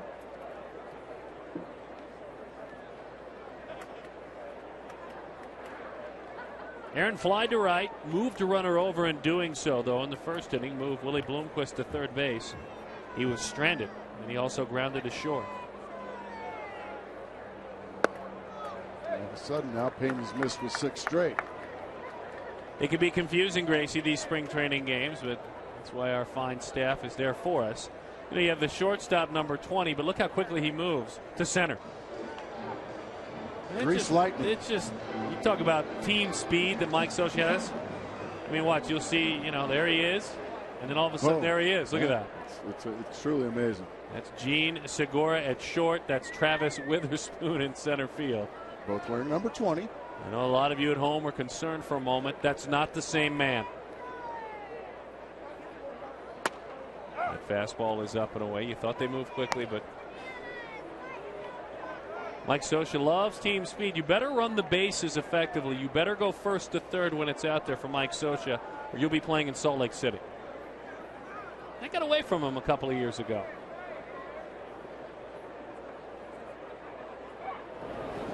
You know, you think about the Angels. Last year they were 5th in the American League and going from first to third. And in 2010, 4th, but they had a run of 5 consecutive years where they were the best in American League and going from first to third. Make a lot of outs on base, but they do it going for it. Ground ball with an easy flip. Segura fires. That is a double play. Matt Williams will join us here in a bit.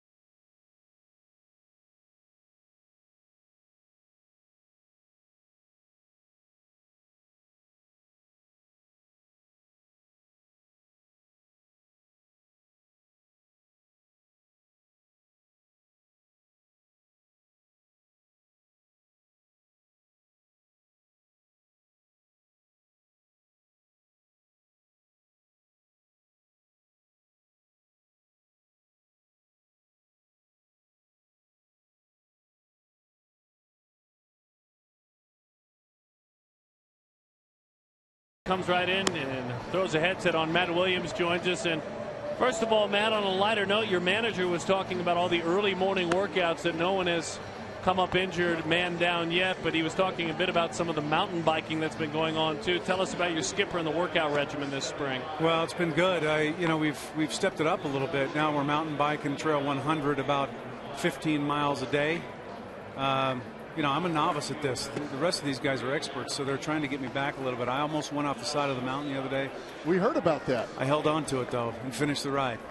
Very scary stuff with your skipper. What is also scary is sometimes fielding your fungos. You put guys to work and do a nice job. A couple of young players I know our fans would like to hear about. Tell us about the defense. We know he can hit. Tell us about the defense of Matt Davidson at third base. Well, Matty is certainly a guy that can play in the big leagues. What he's going to have to do to make it in the big leagues and stay in the big leagues is play defense. We know his bat will play eventually.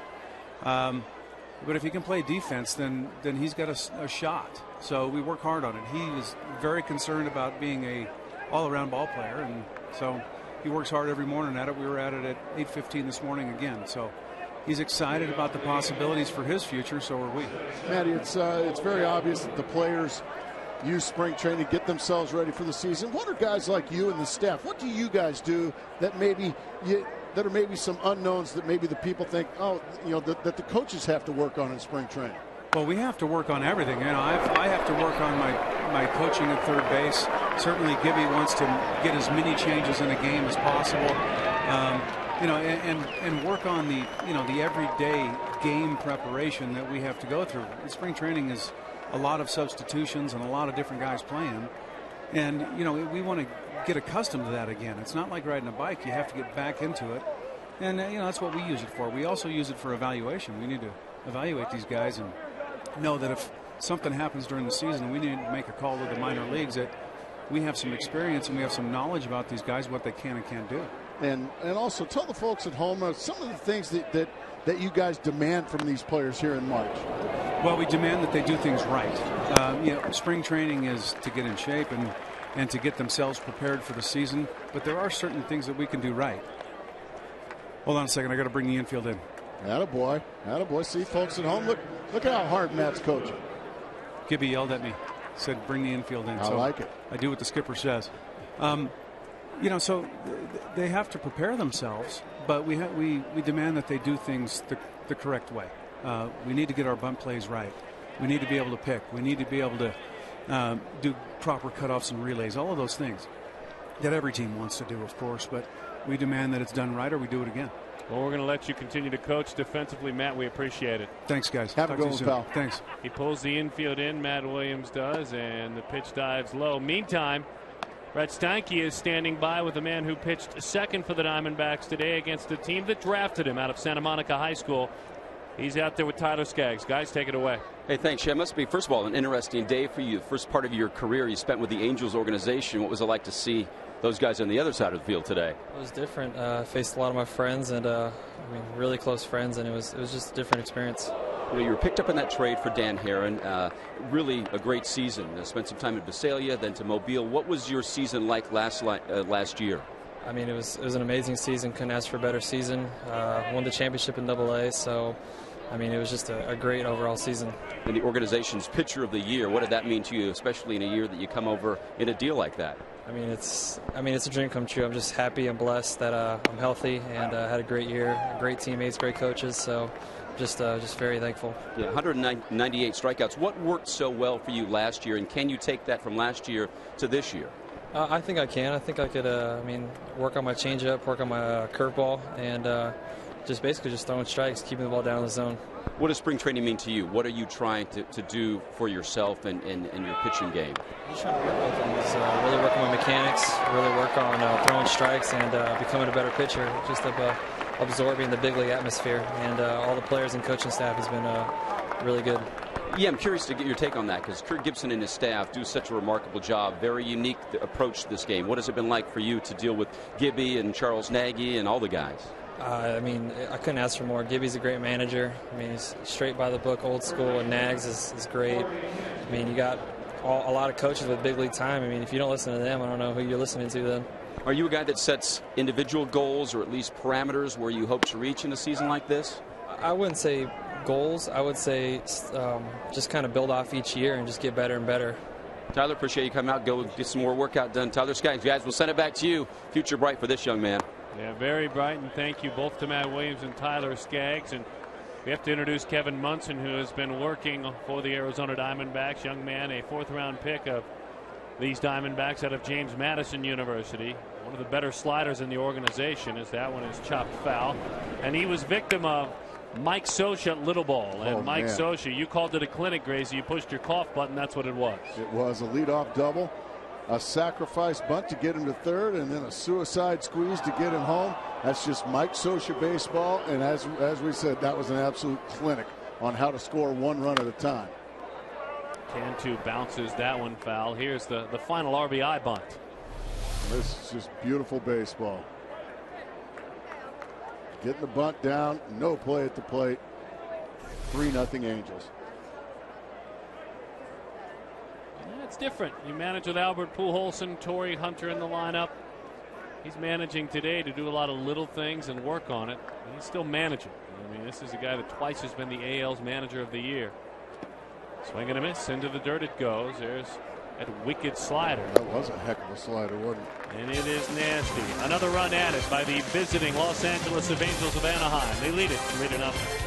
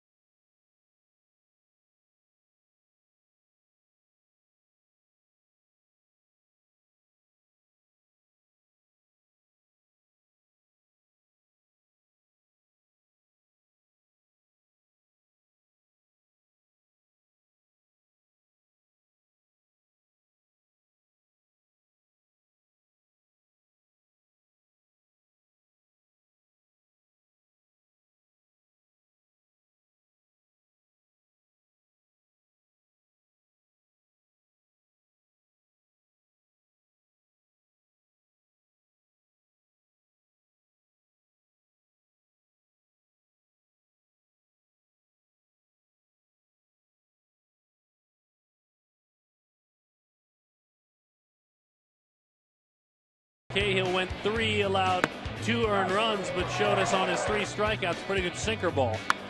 And got over to first when he had to. Barely beating the streaking Segura at the bag. Big swing and a crushed baseball, a long ball for these Los Angeles Angels of Anaheim. Alexi Amarista. And then there's Dan Herron. He went 3. He gave up 1 hit, didn't walk anyone. And Dan struck out 7.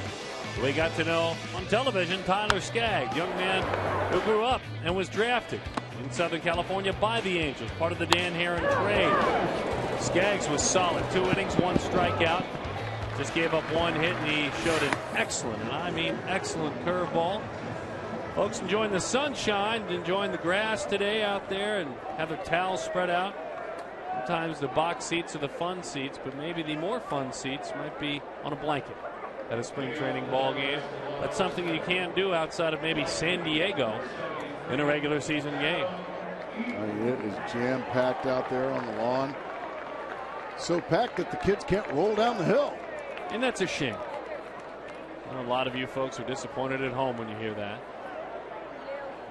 So if you're at home and you're near a hill, go ahead and roll down it. I like that.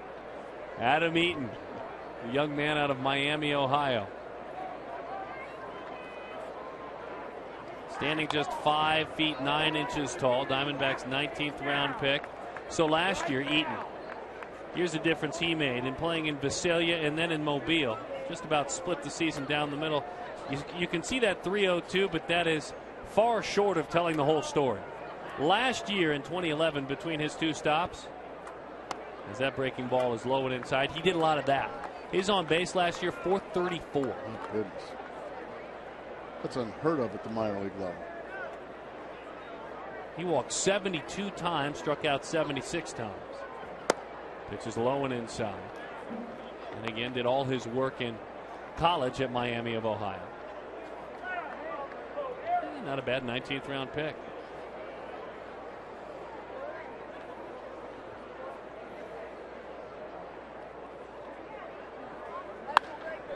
That one slapped on a line, up and into the seats it goes.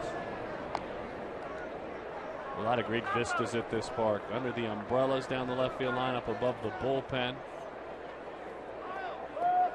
It's the Blue Martini down there with those blue umbrellas. Always a great spot. The 3-2.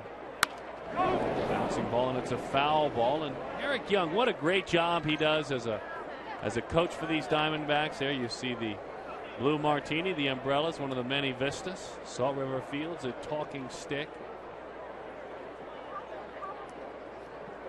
But for EY, just a poor effort on that ground ball.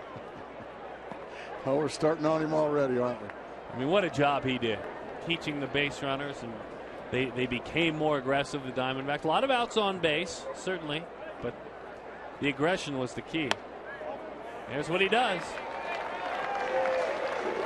That's why they will say quietly, these Diamondbacks executives, that if in fact they have to make a move, and Gerardo Parra, they sweeten the deal, another team does so much, they feel like Eaton and Pollock are closer. Not there yet, but closer. And now Lyle Overbay. Look, if you get mentioned in sentences by your bosses, that's a good start. That's very true. But either one of them would have big shoes to fill in Gerardo Parra, who, by the way, might play some center this year, too. I was going to say, Gerardo Parra, Gibby has already said he'll play some center field.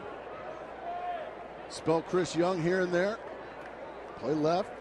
Maybe even spell Justin up there in right field once in a while. Lyle Overbay. Now in his 50s, good to have him. Well, come on now, Grace. Here. I mean, you taught him the game. That would make you in your 70s. No. I didn't teach him the game. He knew how to play the game way before I met Lyle. You guided him into the big leagues. How about that? And I really had a great time when he was a young kid. Lyle takes that one out of the catcher's mitt. He was a late season acquisition by the Diamondbacks. Found his way into 18 Arizona games last year. Hit 286. And I think we will all never forget on the reunion night in which all of you former world champions went out to the field. Lyle Overbay wearing his original uniform, homer to left. What an incredible night that was. Fastball is on the inside corner. 1-2 the count. He also helped defeat Roy Halladay with a big RBI double in Philadelphia about a couple of weeks prior to that. Got some big hits just in those few games that he got to play. One of the really good guys in the game, Lyle Overbay. Bouncing ball, breaking ball is in. Only plays at first. He's going to have to make it with the tag. Cantu does. So just scratching the surface of some of the new names. Melky Cabrera's having a big spring. Angel Pagan can run and is a solid defensive outfielder. Mark Ellis and Aaron Harang, a couple of veterans in Los Angeles. Kadire and Blake in Colorado. We'll see how Michael Kadire does. That should be interesting. And Edison Volquez and Carlos Quinton are new members of the San Diego Padres.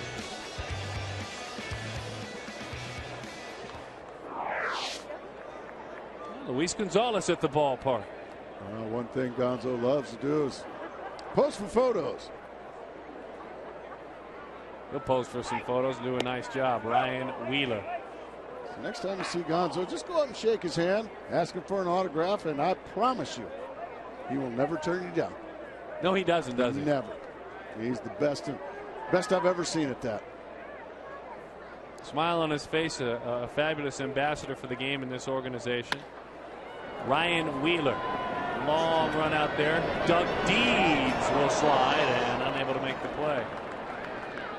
So Mr. Deeds unable to haul that one in. Think about that. You can come to a ballpark, enjoy the sunshine, and get an autograph and a picture with the guy whose number's on the wall. Because according to you, he'll never say no. Never.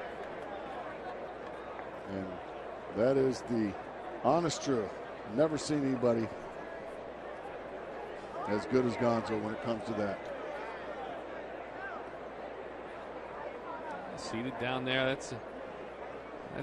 Well, executives, not very good seats they're giving executives these days. What's going on? Imagine maybe he and Derek Hall on the outs now. Derek putting him way out there in left field. Above the lawn.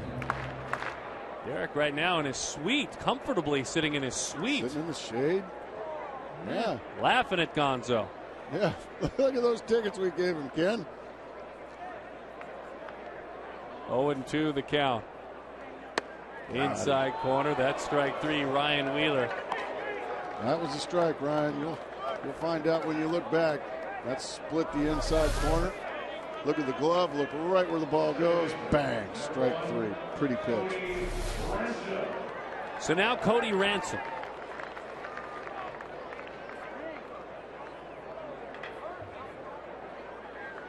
One of the many prides of Grand Canyon University, Cody Ransom. What a great program they have here in the Phoenix area. They got a brand new basketball facility there on campus. It's unbelievable. Rivals anything.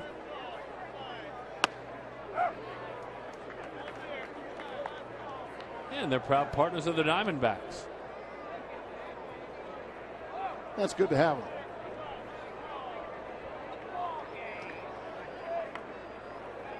Remember the home run that Ransom hit last year against Clayton Kershaw, the eventual Cy Young Award winner. Puts that one onto the ground out to third. Luis Jimenez fielding and firing in time for the out. He never says no. Derek says no, though, to his ticket request. Nope, you're in left field.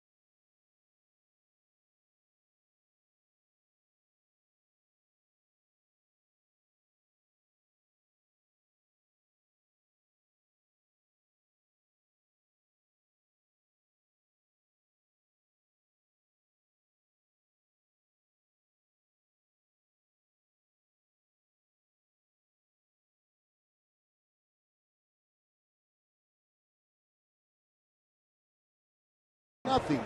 Angels as the Diamondbacks sitting on one hit. However, Sunday, NASCAR heads to Thunder Valley where defending champion Kyle Busch. He's going to lead the world's best drivers onto the first short track race of the year. Fox Sports is proud to bring you exclusive coverage of Sprint Cup Series racing live from Bristol Motor Speedway Sunday, 9:30 a.m. Pacific. Now, did you set your clock? Did you set your clock forward? Well, I didn't have to. Here in Arizona, we don't move our clocks. Brent Lauren, I'm sure, had to make sure he made the right decision. That explains why I was a little late today. Okay. See, Lauren's from Laguna Niguel, California. And in Southern California, they joined us. They set their clocks ahead an hour, and we now, these folks in the great state of Arizona, are on the Pacific time zone. We're on the West Coast time now. Lauren pitched at Long Beach State, and he is unique in that he is a Rule 5 selection. 4 years in the Pirates organization. He's a big fella as he fires that one outside, standing 6 feet 7 inches. 4 years, not put on the 40-man roster, available in that Rule 5 draft. Taken by Kevin Towers and his staff, but in order to keep him in the major leagues, as he fires home a sinking fastball. You've either got to keep him in the major leagues to keep him in your organization all year long, or work out a trade with the Pittsburgh Pirates to send him down. So remember now, if you're thinking, well, it's probably a long shot, maybe it is in a numbers game this year, but Joe Patterson was a Rule 5 pick last year. Exactly right. He earned his way onto the team and pitched great for the Diamondbacks. This young man has not gotten any higher than the Florida State League, A-ball for the Pirates. And when you watch him pitch and you think Kevin Towers, he loves different arm angles. He loves guys that are tall, sidearm, lefties. Guys, right.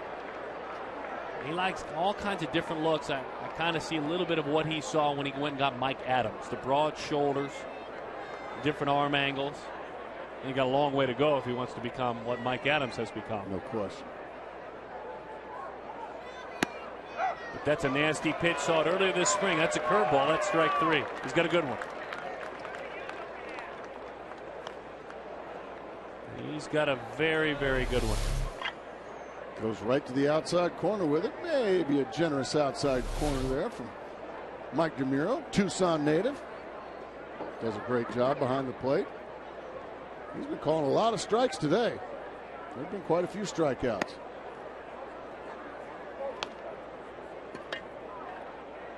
Efren Navarro goes down on strikes a moment ago. Witherspoon now with the bat in his hand. Travis. Swing and a miss. There's a lot of life. J.J. Putt's talking about a man who I'm sure he's mentoring a bit. When talking about Lawrence, saying there's some funk to it. It's funky. There's a good breaking ball. It's what you wouldn't expect. Kind of crossfires a bit. Looks like he hides the ball pretty well with that big frame too.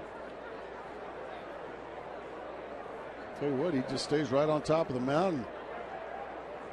Oh dear, what ball. Charging it short, off balance throw, and a fine play out there. As Chris Owings, the young man, up through the minor league system, and one of the next in line at short, should Stephen Drew move on. Here's the delivery right there.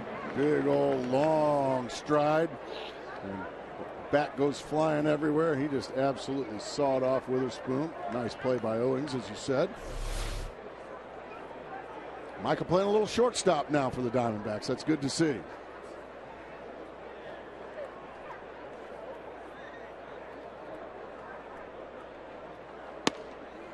Over the inside part of the play.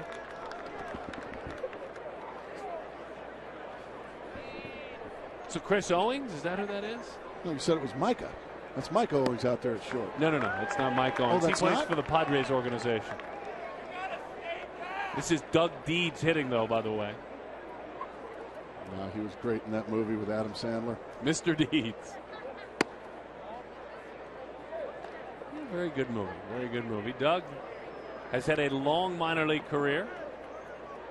He's a guy you root for.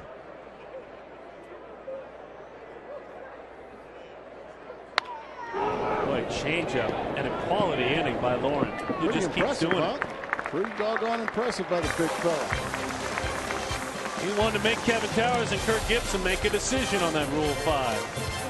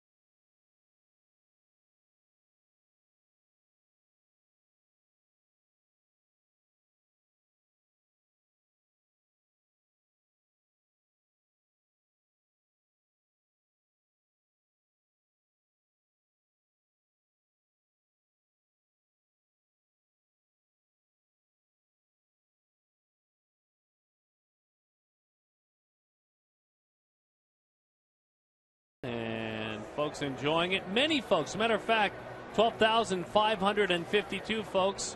A record crowd here at Salt River Fields at Talking Stick for an Angels Diamondbacks game. And this is a facility that continues to set new records week in, week out, year in, year out. As it is the #1 destination in the Cactus League. There are a lot of great spots. They're all great spots, but this is right now #1. Daniel Tillman out of Florida Southern. Big-time strikeout pitcher after there was work done by Ariel Pena. Ariel Pena ended up going 3 innings. These Angels have absolutely dominated Diamondback hitters this afternoon. Willie Bloomquist led off the ball game with a base hit. He was stranded. That's been it.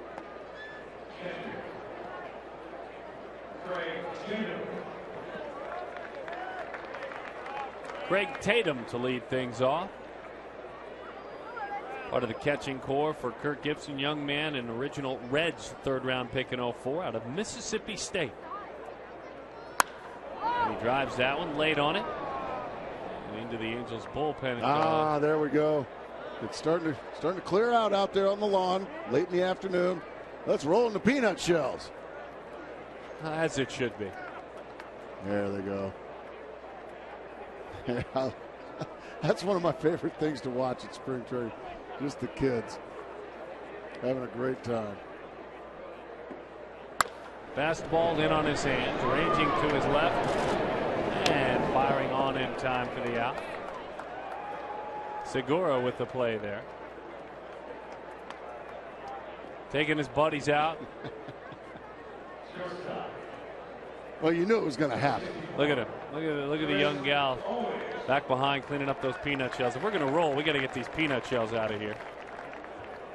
Thinking about the adults that were just there. Have they never heard of a trash can or a bowl, maybe a bag? Yeah, that's irresponsible, but that's responsible. Here, let me clean up after you adults.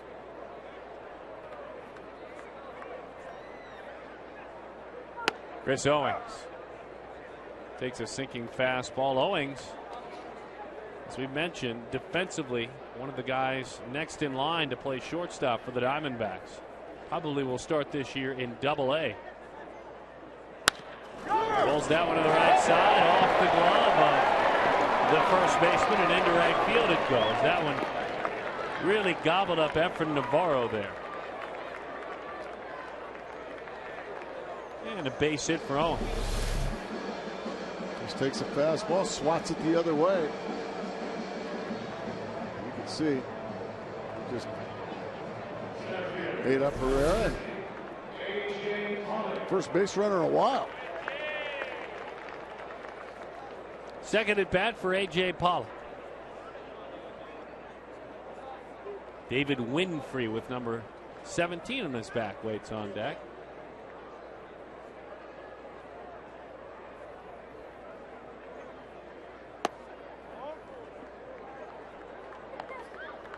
You got to get your work in spring training, and it's a very common sight at spring training ballparks.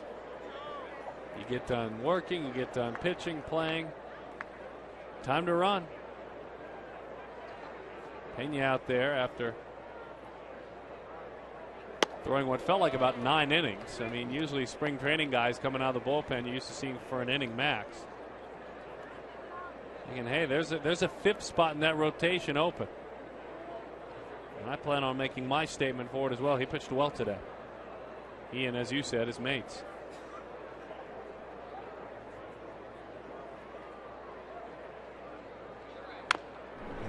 Good life on that sinking fastball. Well, the one thing the Angels know in Tillman, he made it as high as high A last year. His strikeout number is good. Nearly 11 strikeouts per 9 innings in his minor league career.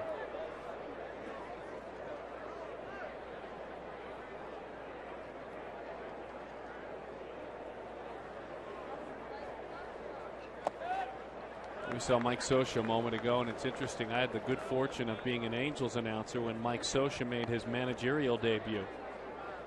And then being a Diamondbacks announcer when his old Dodgers teammate Kirk Gibson made his. A lot of similarities. Very different people. Right. intensity, they could match wits with one another, though. And the demands that Sosha brought into that Angels locker room, very similar to those that were brought in by Kirk Gibson as A.J. Pollock goes down on strikes. And then you blink, and Sosha's been doing it for a dozen years. Isn't that amazing? In an era where it just doesn't happen very often anymore. You lose a season or two in a row, you're fired. There's no such thing as 5-year plans anymore. Not for managers. Sometimes I think that's a shame. The Diamondbacks have struck out 13 times this afternoon, at least one in each inning. That's the position Soch used to play, as you saw a tight shot behind home plate of Hank Conger, who Mike has decided, I think you're catching the whole game today. Why not? Get him ready. Right down the middle.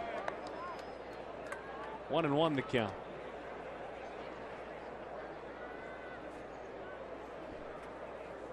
Well, they're my pick to represent the American League in the World Series this year, Darren. Are they really? What about you? I know you're a fan of the I am Angels. an Angels fan. Are you thinking more Yankee Bostonish, or are you thinking more Texas Ranger? I mean, the American League West is going to be, it's going to be a lot of talent on the baseball field, and some of those Texas Rangers are loaded, as are the Angels. Yu Darvish, 7 of 13 batters reached base against him today. He gave up a couple of runs, walked 4 in 3 innings. Yorvi Torrealba threw out a couple of runners. There was a double play as well. So Darvish was human, but I still think he'll be good, very good. And then he met with 10,000 members of the Japanese media afterwards. Yes. Have you seen Yu Darvish pitch yet? I can't wait to see him pitch. The Diamondbacks go to Arlington. He is legit. Swing and a miss. I know I've seen Daniel Tillman pitch, and he looks pretty good. That was as good as anything Yu Darvish could do.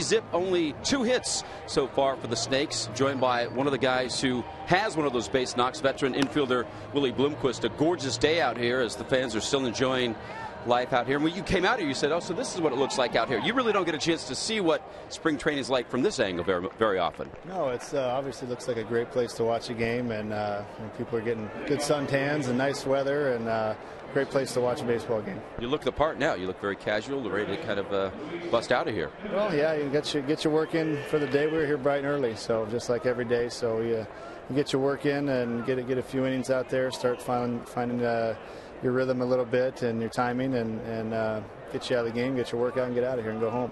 What is the most important aspect of spring training for you? What are you looking to hone in on this year?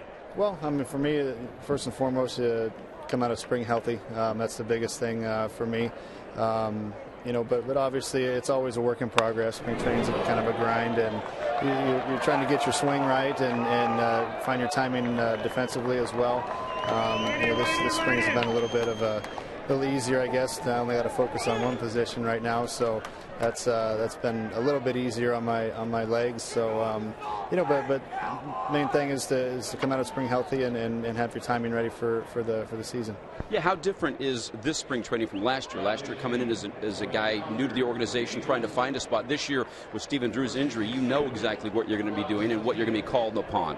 Well, I mean, that's been a little bit of an adjustment. Like I said, it's a little bit easier on me physically, where I focus on one position right now until Stephen gets healthy. So right now that's my mindset, that's my mentality, is to be ready for the season and be ready to go there as long as it takes. And obviously we all hope Stephen gets well soon, but it's one of those injuries you can't rush. And while he's gone, I need to be able to pick up the pace and fill those shoes and do the best I can there. Sometimes the record doesn't reflect where a team's at, 3-6-1 coming into this game.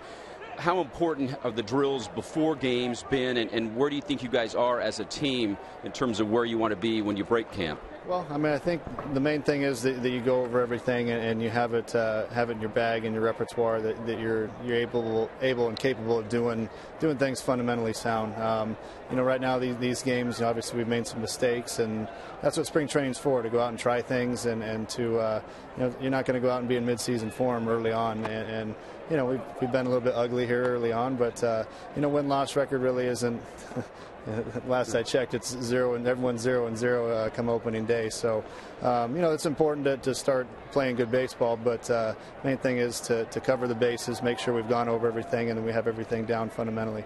We were talking before the game about Major League Baseball. They mic'd up all those players in that game, and you said, "I would really love to do that," right? No, that's not me. I'm sorry. Not that there's anything wrong with it, but I've been one of those guys that I stand strong to where I don't like things on me when I play. I just like to go out there and worry about playing baseball and not worry about what I'm saying, and no one wants to hear what I have to say anyway. Willie, thanks for stopping by. I appreciate you. We'll see you soon here. Guys, send it back to you. Thank you very much. Well, I would debate that with him. I just enjoying hearing what he had to say right there.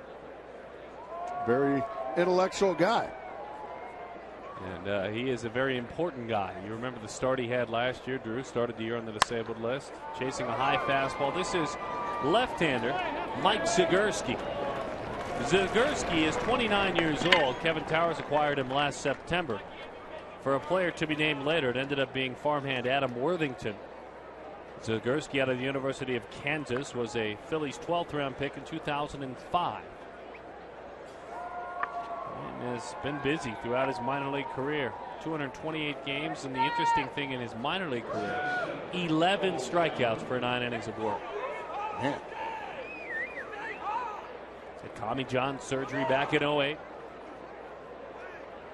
And is from Omaha, Nebraska. So we're caught up on Mr. Zagurski trying to fight for a spot in the back end of that bullpen.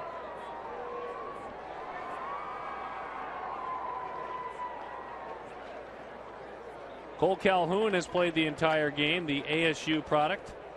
Doubled and scored back in the 7th inning. Struck out looking and grounded out.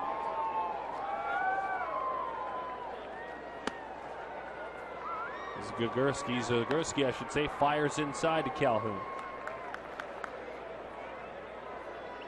I mean, in those 2 years at ASU, he had a .459 on base percentage combined in 2 seasons.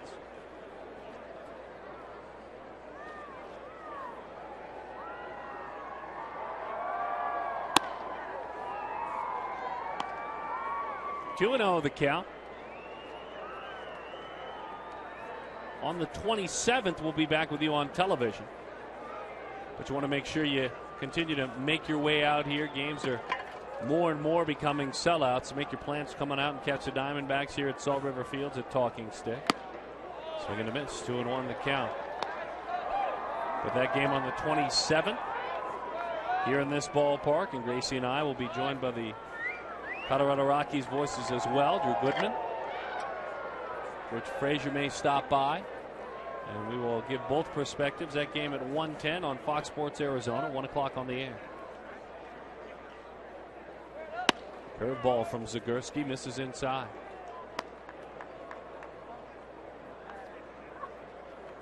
See, what they like to do with Gracie and I is they kind of dust us off, and they know that we really butt heads, so they kind of sit us down for a show and then give us 2 weeks again away from one another to kind of settle our differences. And then we get back together.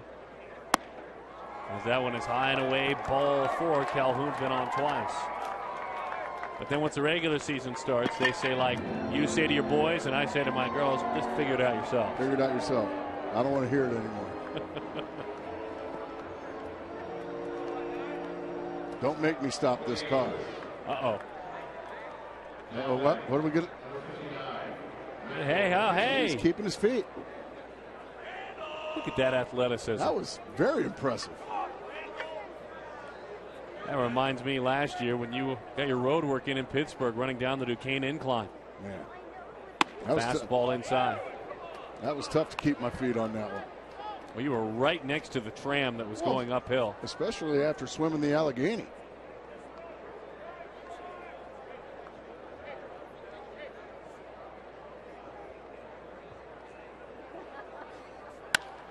Randall Grichuk pop up into shallow center field. A.J. Pollock makes the play, and there are 2 outs.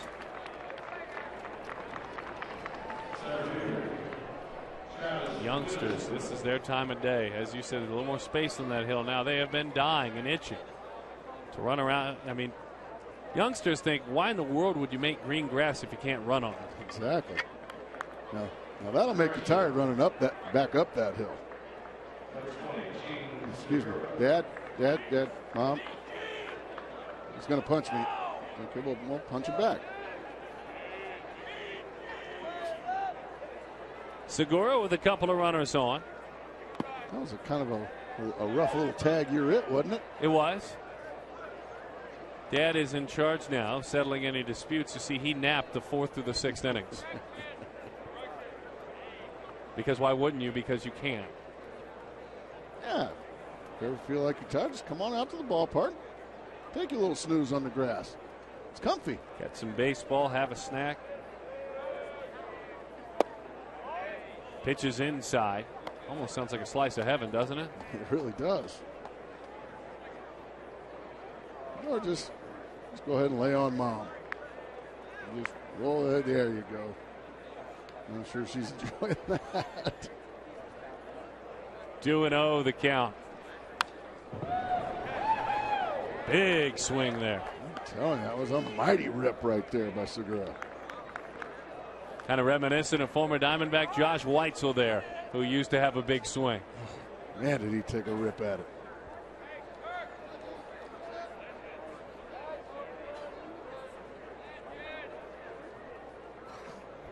Three to nothing the score.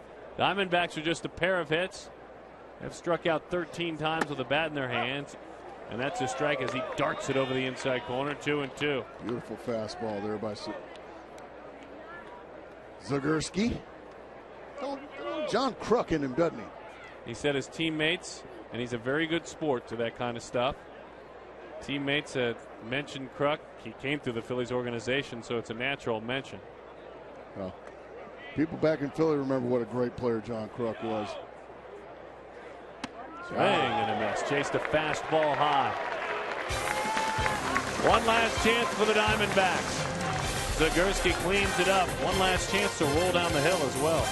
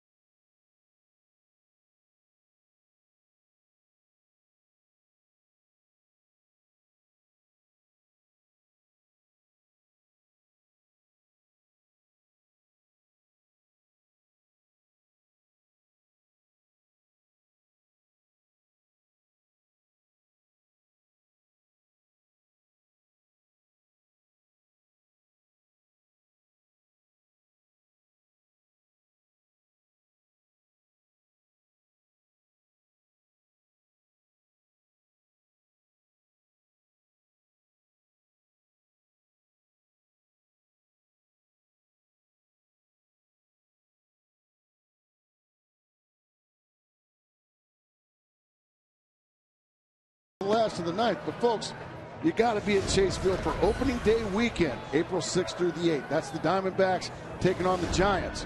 Opening day fans will get a free D-backs T-shirt courtesy of Gila River Casinos. On Saturday, April 7th, 20,000 fans are going to get a Pepsi schedule magnet. Call 602-514-8400 or log on now to dbacks.com/tickets. Very good read. Good reads all day today, Gracie. Oh, thank you. It means a lot to me, Darren. Cole B. Gillespie. Quite as young as that young man. He is 27 years old, out of Oregon State University. Gillespie had a little bit of time on 2 occasions with the Diamondbacks in the major leagues. You can see those numbers. I mean, those numbers had a very good year in his time in the minors. Those are his brief sips of coffee in the major leagues. Hit 300 in Reno. As Gillespie takes over the inside corner, strike one. Francisco Rodriguez is the hurler. First season professionally, 2005. Which for the Angels, a brief time last year in 10 games. Another fastball, a good one.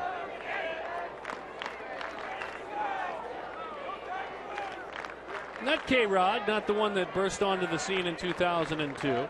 He now pitches in Milwaukee. The gentleman, 29 years old, out of Mexicali in Mexico. And Cole Gillespie hits it a mile high into that Arizona sky. But a Witherspoon is there to play it. So 1 out, and now Adam Eaton.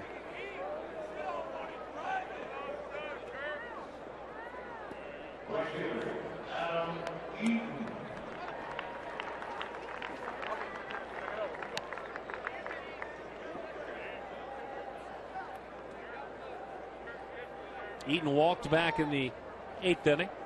Check that 7th inning as he squares and takes inside. There is home run power in that bat. He will hurt a mistake. But that walk and his patience, even in the major leagues in these games, is what he has done all throughout the minor leagues.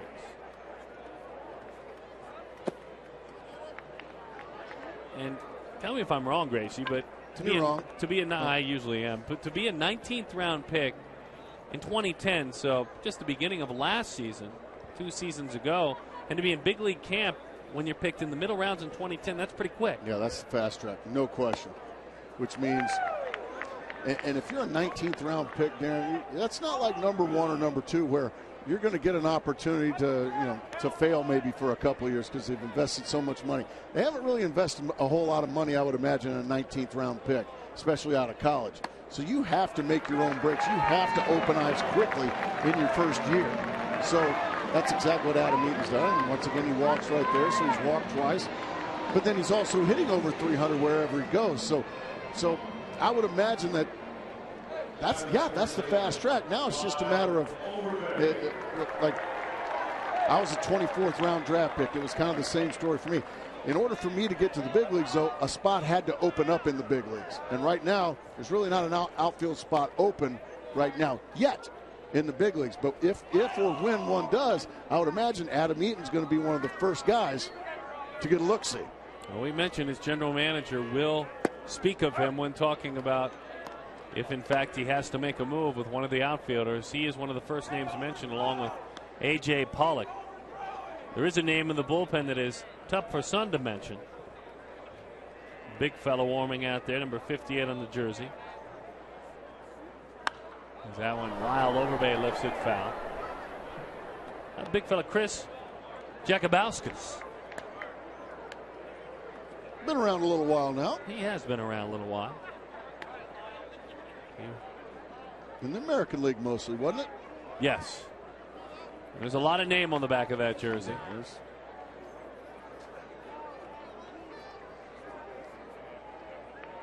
Jakubauskas, in case he is needed, warming. As that one is inside. Spent some time in Baltimore, Toronto. And Wheeler waits on deck with a tying run.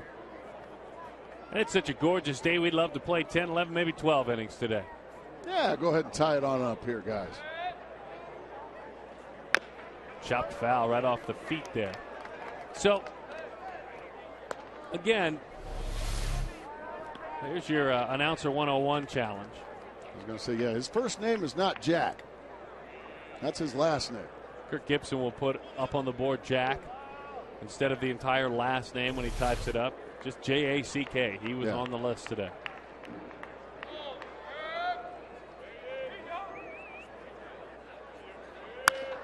Lyle down the line and over Jakubauskas, and some youngsters will go find it.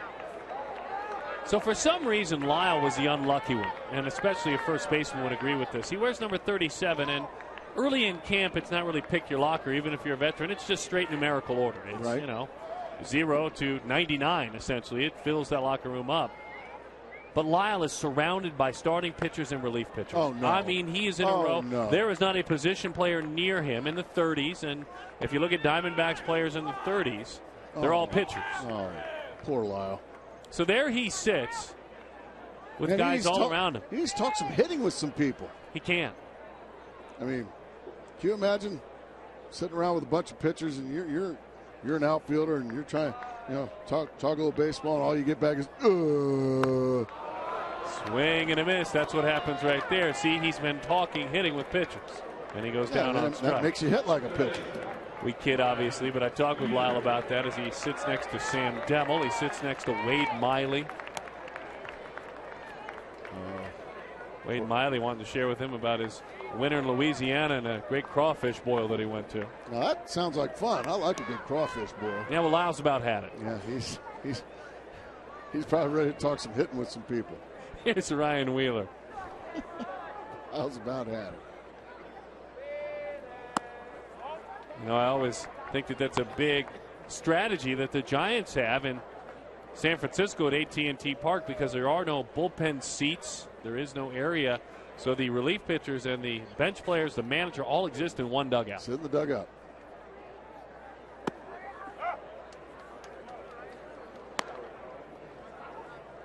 That had to trouble you as a player. Yeah. Nothing worse than playing there. Makes you really detest a bullpen. Guys flipping seeds. Oh, yeah. Making bug noises around your making ear. Bug noises in your ear, you know, putting gum on your hat. Ryan Wheeler takes a pitch that is down and in. Yes, Wheeler last year hit .294, homering 16 times. With an on base of .358, had a fabulous year a season ago. His glove plays at first and third, and maybe one tiny step ahead of Matt Davidson with regard to getting to the big leagues, maybe being the Paul Goldschmidt this year that gets a call in August or September. Hard ground ball, that's a fair ball. Nice play on the backhand. The flip, Rodriguez covering, and that'll do it. All Angels this afternoon. Their pitching staff was fabulous as they win it by a score of 3-0. There certainly were some positives for the Diamondbacks, but today the Angels take it. Most importantly, we're glad to be back talking with baseball with all of you. We thank Kirk Gibson for his cooperation. Be sure to join us for our next spring training broadcast on March 27th. That's a Tuesday against the Rockies. Catch an encore presentation of the game you've just seen tonight at 6:30 on Fox Sports Arizona. Brett Stanky did a great job out there in left field. Mark Grace, good to be back with him. I'm Darren Sutton saying so long from Salt River Field to Talking Stick. Baseball and the broadcast crew. We're back.